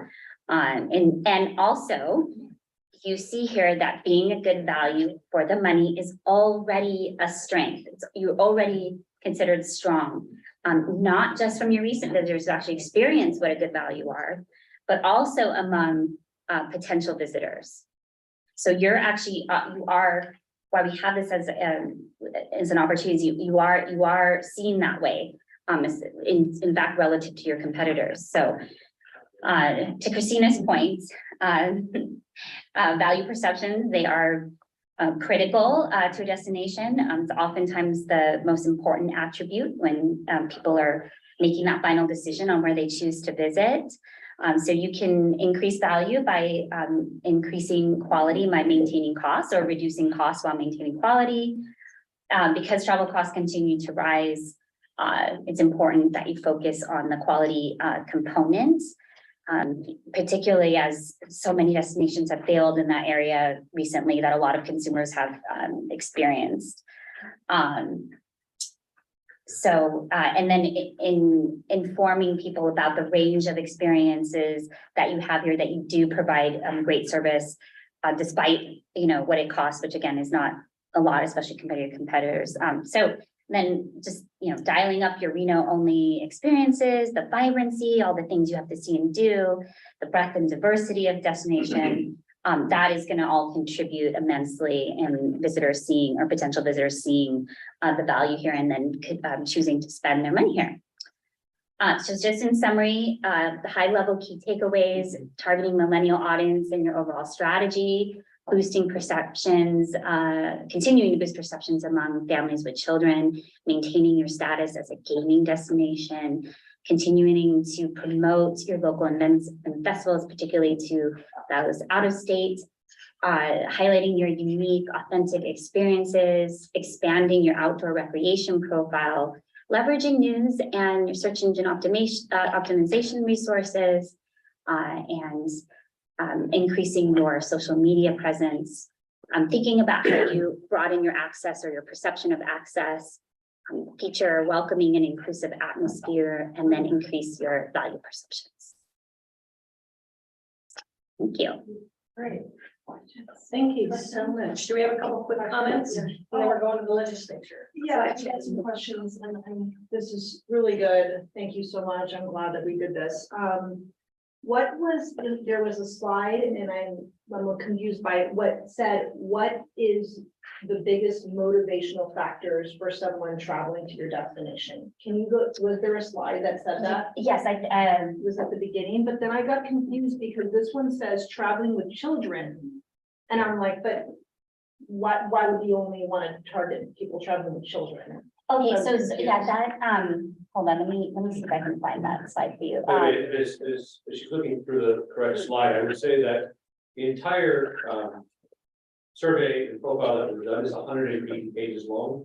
What you're seeing is a condensed version of this. Okay. All 180 pages will be posted on our website. We make it available digitally to the board, but there's a lot more detail than what we had time to cover. And so what you're seeing is highlights from Aaron. Can you email the condensed version? Because I'm assuming the condensed version, but you picked the most important takeaways, right? That's the points that Aaron wanted to cover with the presentation. Can the condensed version be emailed to us? We have a condensed version as well. We have Aaron's presentation, a condensed version, and the full report. Or That's maybe just double-sided, for so- presentation, if you email, that'd be great. Yes. Thank you. By the way, And email all of them. Shannon, in your board packets, there's a one-sheeter that has talking points for everybody on this that made it very easy to see. So we can go into minute detail or keep it. Well, okay, yeah, this one was the one I was looking at, and it said, so these are top motivations for people traveling? Yes, we ask them, how important are these to you when you're making your travel destination decisions? Okay. And so we highlighted that family friendly activities for people who say they want to come, they haven't been recently, but they want to come. It's even higher for them over the right. So that 52% of them are saying family friendly activities are important to me.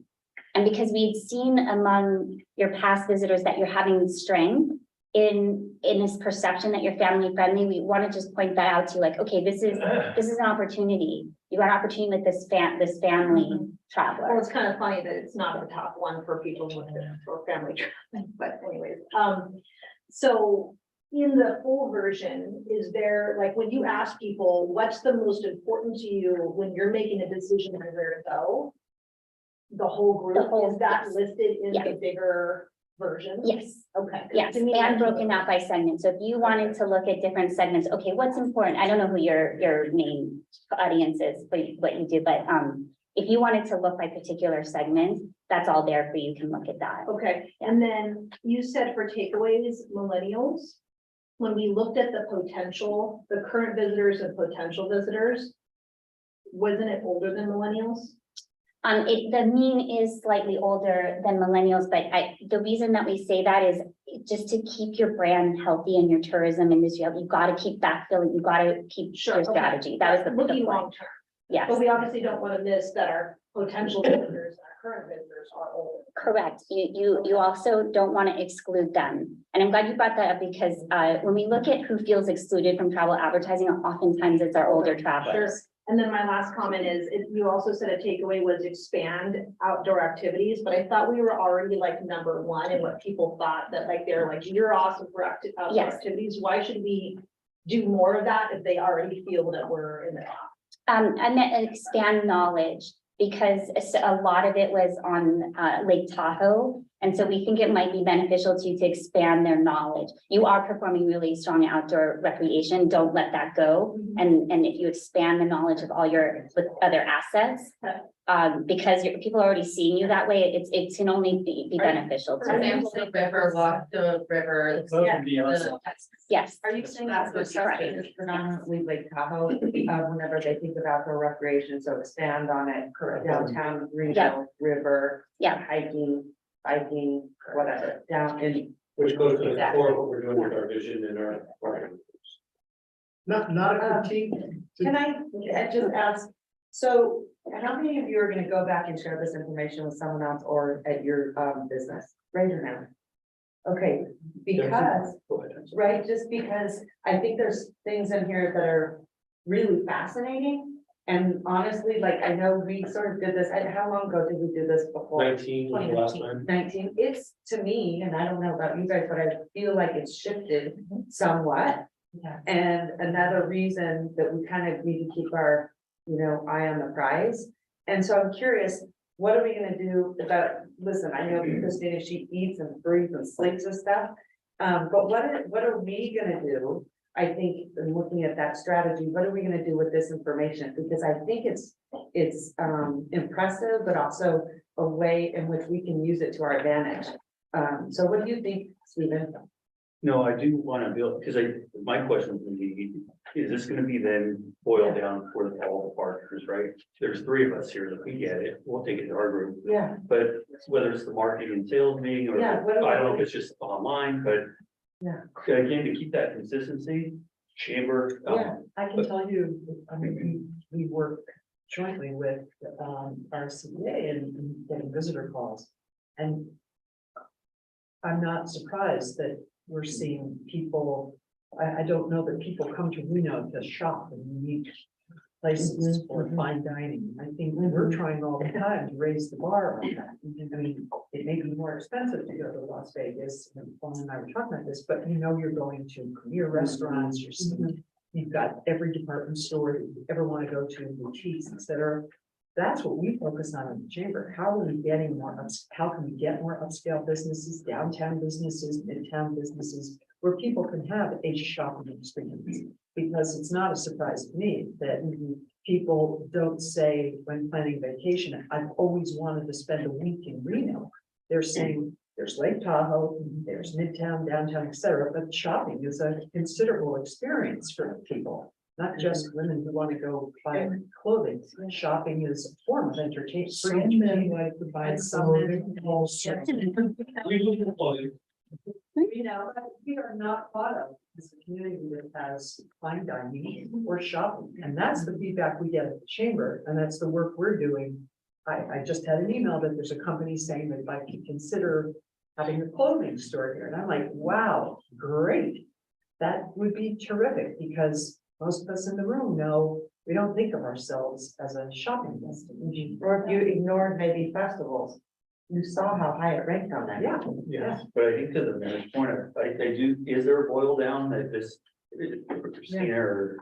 How can we We'll go to all properties. Can I get Christina to answer, because I think I know the answer, but I'm not gonna try to, this is your wheelhouse. So Okay. working with this information, were you, tell me what you're doing with that for you, for our team. So this wonderful one sheet that it's tucked into the inside cover of everyone's books.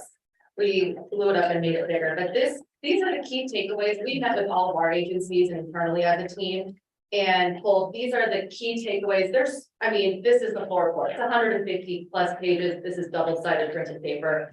There's so many takeaways, but you have to start somewhere, right? So we took a look at our mission statement, our value statement, pulled together this action plan, and these are the key findings that we agreed upon with our agencies and our team, and that's why we printed it here on the one sheet for everyone. So this is going to be our guide for the next year. I also wanted to call out that, to the mayor's point, things have changed since 2019. I mean, the world has changed since 2019. And so we're taking this as our new baseline. So we're going to continue, we're planning to continue to do this report every year moving forward, as we had done in the past.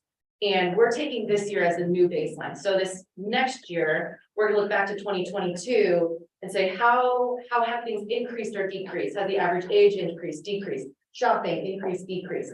And so I think those are going to be moving forward, our key indicators on how we're performing. This is our baseline, but we are really planning to keep an eye on it. And we're actually shifting some of our methodologies in the way that we are capturing some of this information. It's going to be more of an ongoing study. So things are more fresh and top of mind, because the way that this one was done was more recall information, but we all forget what we do last month. Did you go to a dining establishment? Oh, you know, we can forget. So we're doing it more ongoing. This is our action plan, and we will put the full report online on a link, rscva.com, under research.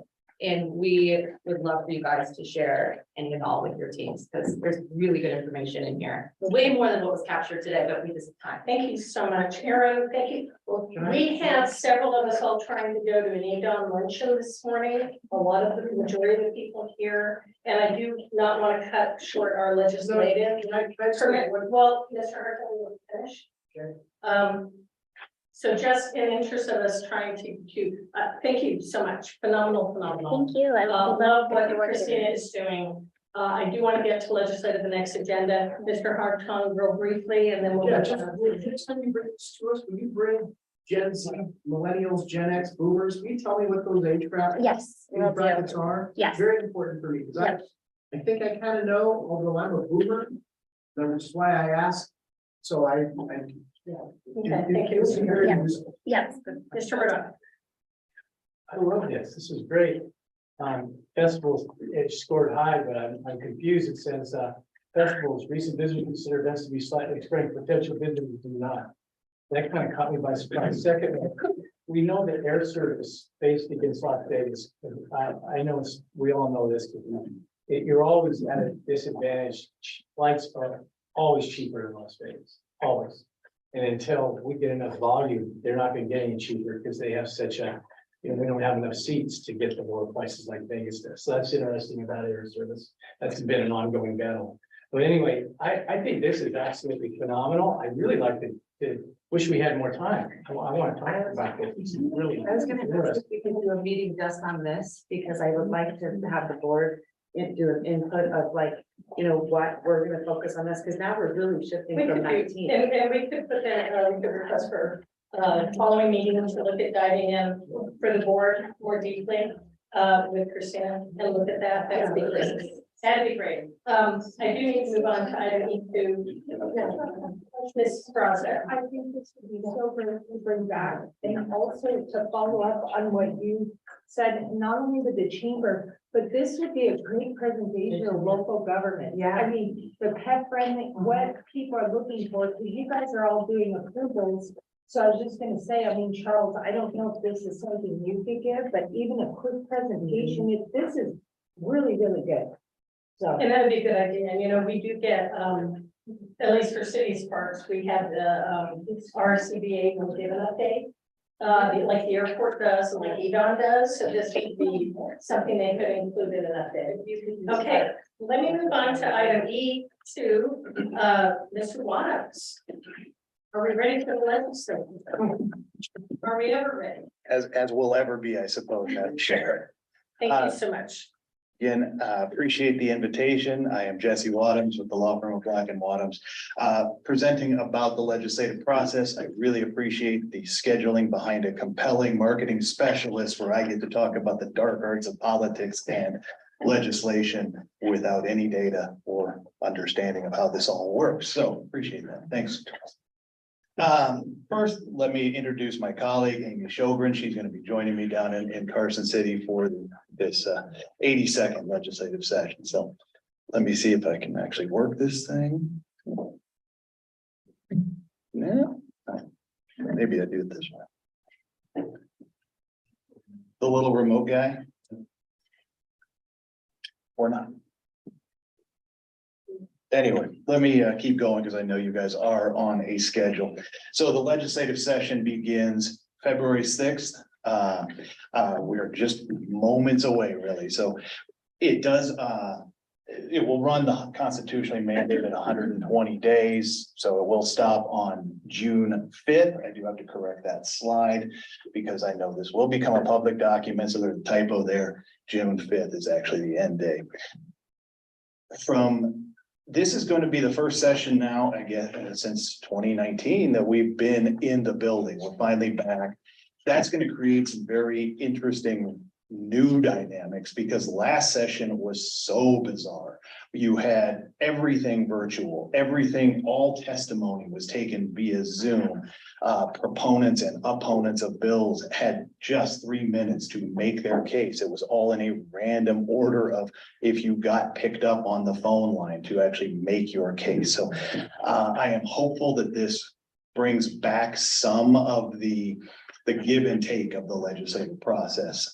The other piece that we are going to be dealing with is we have a lot of new legislators. We are well out of the Bill Ragiodini Townsend, Joe Dini and Randolph Townsend, Maggie Carlton and Debbie Smith, the era of the longtime legislators who know the process. So we've got 22 new ones. I would now contend because of the uniqueness of last session, you have 29 that will be new or new-ish from last session.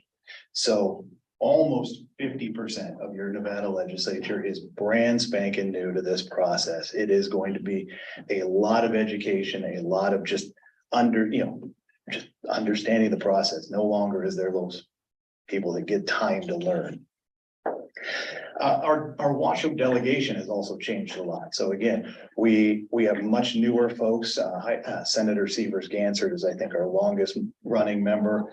But now we have Senator Ben Kekeffer is the chief of staff to Governor Lombardo. I think that is huge news for our region and a very positive development. I think it keeps us very much in the forefront. The other piece, while she's not Washoe, and I'm sure you guys know this, but former Reno City Manager Sabra Newby Smith was appointed to be a legislator for Las Vegas. We had the state of the state last week, or excuse me, on Monday, and you can go to any news service and find a great recap of that state of the state. So I won't really hit anything major here. I'll just kind of focus on a couple of the key items. Obviously, Governor Lombardo really talked heavily about funding up the rainy day fund. He talked about economic development. He talked about education and education choice. And he talked, I think, one of the key themes I really picked up on was, let's get the state of Nevada back to work. Let's get moving. Let's get some of these projects. Let's get agencies doing the work of the people. That, however, I think if I can just sort of candidly give my impression of the room and the speech, it was not warmly received by the legislative Democrats. The partisan divide was very much on the table. So you saw, I think, really the governor laying out a vision and really some Republican red meat, but a lot of Democratic priorities like funding education, like giving state employees raises. But that was countered with things like we need to roll back some of the criminal justice reform that was done in the previous session, or look at the public option, which was done in the last session, which were direct and shots at the legislative leaders. So right now, I think we walk into this legislative session with both I think Republicans and Democrats really probably more entrenched than we have normally seen going into the beginning of a legislative session.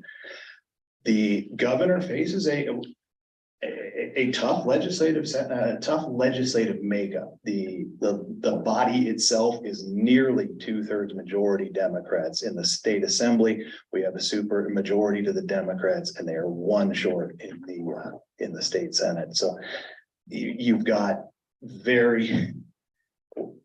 anybody wanting to get something done is going to have to find some way to collaborate, because at the end of the day, while the legislature does pass those laws, they do need that last signature of the governor. So I do tend to think there's going to be a lot of vetoes. Just wanted to kind of give you that look at the state senate. Again, so many of these are new. We have actually 7 new folks in this body, not all new to the process. Some assembly folks that have moved to the other house, but we are one short of a Democratic supermajority in this body. Giving you just kind of a look at the caucus leadership. The other piece that I think is very unique about our Nevada legislature in its modern iteration, if you will, we are a very female-oriented legislature. We are a majority female legislature. I just saw a statistic that 18 of the 20 legislative committees will be chaired by a woman. And you see from this list here, we are now very, very Southern Nevada oriented. Leadership is predominantly out of Southern Nevada. Very few Democrats out of the North are in the leadership positions at this point. That's just maybe a local interest component. Our Nevada Assembly, as I mentioned, that this is the super majority. The Democrats have complete and total control over here, but again, that's a very new body. There's 15 new folks. You've got all of these new folks trying to learn this process, trying to understand how their bills and how their issues will get through.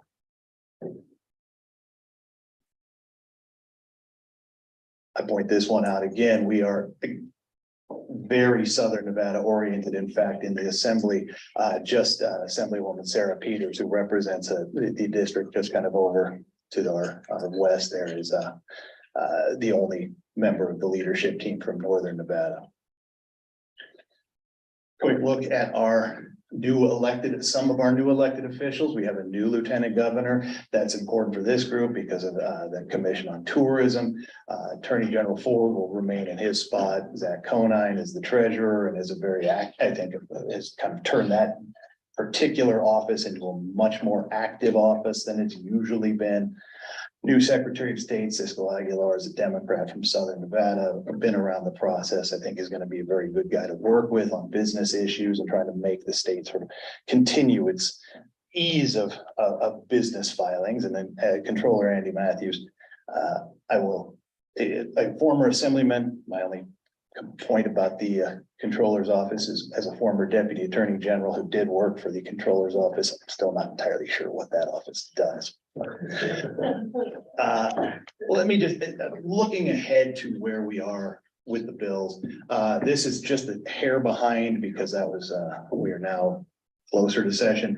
We are now at 907 bill draft requests in a given legislative session. Will be somewhere in the rough 1,200-1,300 BDRs.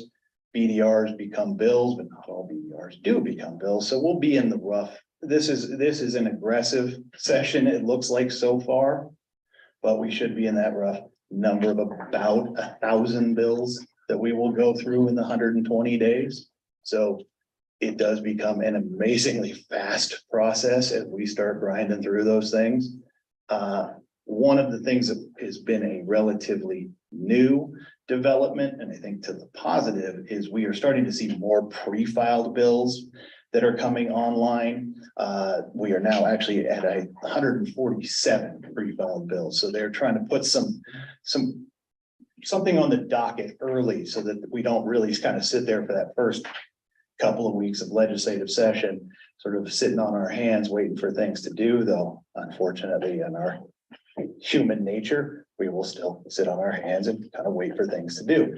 But those 147 pre-filed bills, those are predominantly agency bills. They're predominantly from the administration. So a lot of them actually reflect the Steve Sisolak administration. But you see really predominantly cleanup bills. So there's not a lot in this first tranche that give us a great sense of where we're gonna go with the legislative session, but in that 907 BDRs, you do see economic development, healthcare is gonna be a major issue for folks. You see a lot of water bills that are coming. I think we're gonna see some reckoning on water law in Nevada. Looking specifically to the fair and recreation boards, we've got local governance issues. We'll see items around the public meeting law. We'll probably see some changes there. We'll probably see some changes in open records. But we do have let's draw your attention early to AB 52, and I can send some of this to you. The open meeting law, it kind of deals with quorums. Probably not a major bill that we're going to be having to engage on, but at least it's out there for you to understand. There's an AB 58 that's about regional air service. And then we've got SB 28, which is about film tax credits. Those are kind of some of the early preview of some of the issues that may be of some interest. And then there's at least 2 BDRs I've identified that are directly in that fair and recreation NRS 244. We've got a BDR from the Assembly Government Affairs on fair and recreation boards. I don't know what it says yet. It just simply says fair and recreation boards. And then Assemblywoman Anderson has a bill on transient lodging tax. Again, just the words transient lodging tax so far. So those are kind of the broader themes of where we're going. I think it's going to be a slog of a session, because I think it seems like right now we walk in a very sort of like both parties are just sort of facing each other and you're wondering which one's going to blink first. The reality is that both sides need the other to do anything. Otherwise, we are going to end up in a stalemate. And I really don't want to lose my summer as in 2003 when we went all the way till July trying to get the budget done. So let's all hope that they can find ways to work together. Happy to answer any questions. We will be updating this as the session progresses, because again, this is an early snapshot. We don't have much yet, other than I can tell you it's going to be a lot of division to start. Jesse, thank you so much. And as things come up, you'll be in touch with Charles and our executive legislative committee. Absolutely. For anything, if you need anything from us. Absolutely. And just so you guys are aware, we do send a report every week as we look at the legislation. We do we do look at committees and what they're doing. So we try to tailor that to the things you're going to be interested in. I always do tell every client this. I don't know your business as well as you do. So I try to encourage everybody to read those bills, because yes, I identify a bill that I think is going to affect you. Sure. But you guys know it better and you're going to see things I don't. So it's a collaboration, and we will be reporting very frequently, and so be in touch. Do you have questions, Ms. Frosser? Yeah, can we just get just one, Jesse? Can we get a matrix? Yes. So I'm used to getting a matrix Bills that with we're the tracking. bills. Yeah, the Yep. bills that we're tracking, and even a list of BDRs. I'm sure you do it for other. Oh, no, parties. and that's actually, we do have that tracking system already. It is rolling. I think what I would say, Ms. Fraza, is basically it is in a very early state because we don't have much yet, but yes, absolutely, we do provide that. And then, I'm glad you brought that up, just one more quick follow-up, of things that you don't necessarily may not know that we're following. For instance, I think the governor mentioned in his state of the state, the gaming commission and regulatory changes there, to make sure Nevada stays competitive. That may be of interest those types of things may be of interest to this board.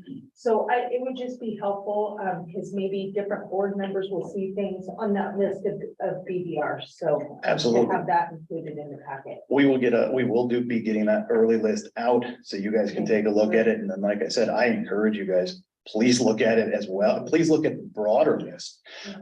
Because yes, will I have attempted to do the first triage? Sure, but having a second set of eyes, or in this case, Okay, Mr. Murdoch? 10. Interesting, Jesse, is Charles and I both stood on the NCOT board. And everybody asks, what does NCOT really do? And a lot of it's regional for a lot of the different counties and the way they put it together, but it's interesting. And I just wish that board, we had a little more, first of all, they're limited on their funding. Okay, let's just call it. They have limited funding, and they try to spread it around the state for a lot of the counties that need it or underfunded, but God, it's such an opportunity to somehow find funding for that and give back to augment some of our bigger cities. I mean, we need air service here, we need, you know what I mean? Yeah. It's always something, and NCOT has a few dollars, but it's earmarked, but I wish it was a more powerful board to be able to move some money around, but it's very limited. At this point, yes, no, I do understand it's a relatively, I see it's Charles not powerful, but it does, say much. it could be Because probably there's- used. And again, Rick, you're welcome to do some legislation on that. No. Okay, Jesse, thank you so much, appreciate it, looking forward to updates, hopefully positive updates that affect us positively. And thank you so much. for Thank you. Being here this morning. Moving on to, in the interest of time, and since it looks like we're meeting next month anyway, I'm going to move E3. And I did warn Mr. Jimenez that we might have to push him a month, being the event that the state of the economy we're all trying to head to this morning. So if you don't mind, Mr. Jimenez, we can move you to next month to do your presentation, because it's important what you're going to be presenting us. So with that, I will move on to item F, any announcements, reports, or updates from the board?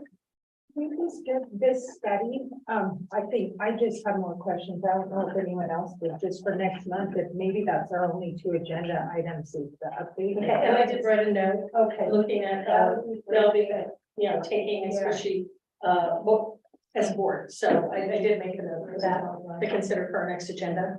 In that first packet that came to us a couple of days ago, was it the full 180? No, Okay, it not. was the presentation, Okay, got but we made a couple modifications and reordered some of the slides. That's why it wasn't slide for slide, we readjusted it, but we're gonna be posting this today on RSCVA.com and happy to send anyone a link to it. Okay. The only addition I'd add to that is it worth doing an actual push to the properties, anyway, that's paying room tax versus saying, or linking to it, but same thing, but I just think letting people know that this is where you find it. Good suggestion. Yeah. We'll take care of that. Yeah, and then I kind of our hope too, so 3 of you are taking it back to yours, but you're right, all the other, we've got the Nugget, we've got Atlantis, we've got other properties, so really important resource that that a lot of people that want to take the time, and for us too, we can look through it in more depth if we're bringing it back for some discussion. So I'm on item G, comments by the public. Do you have any public comments? None of this type this week. Okay, so then I'm on my favorite motion is to adjourn. Wait a minute, it says for possible action. I don't know. I think. No.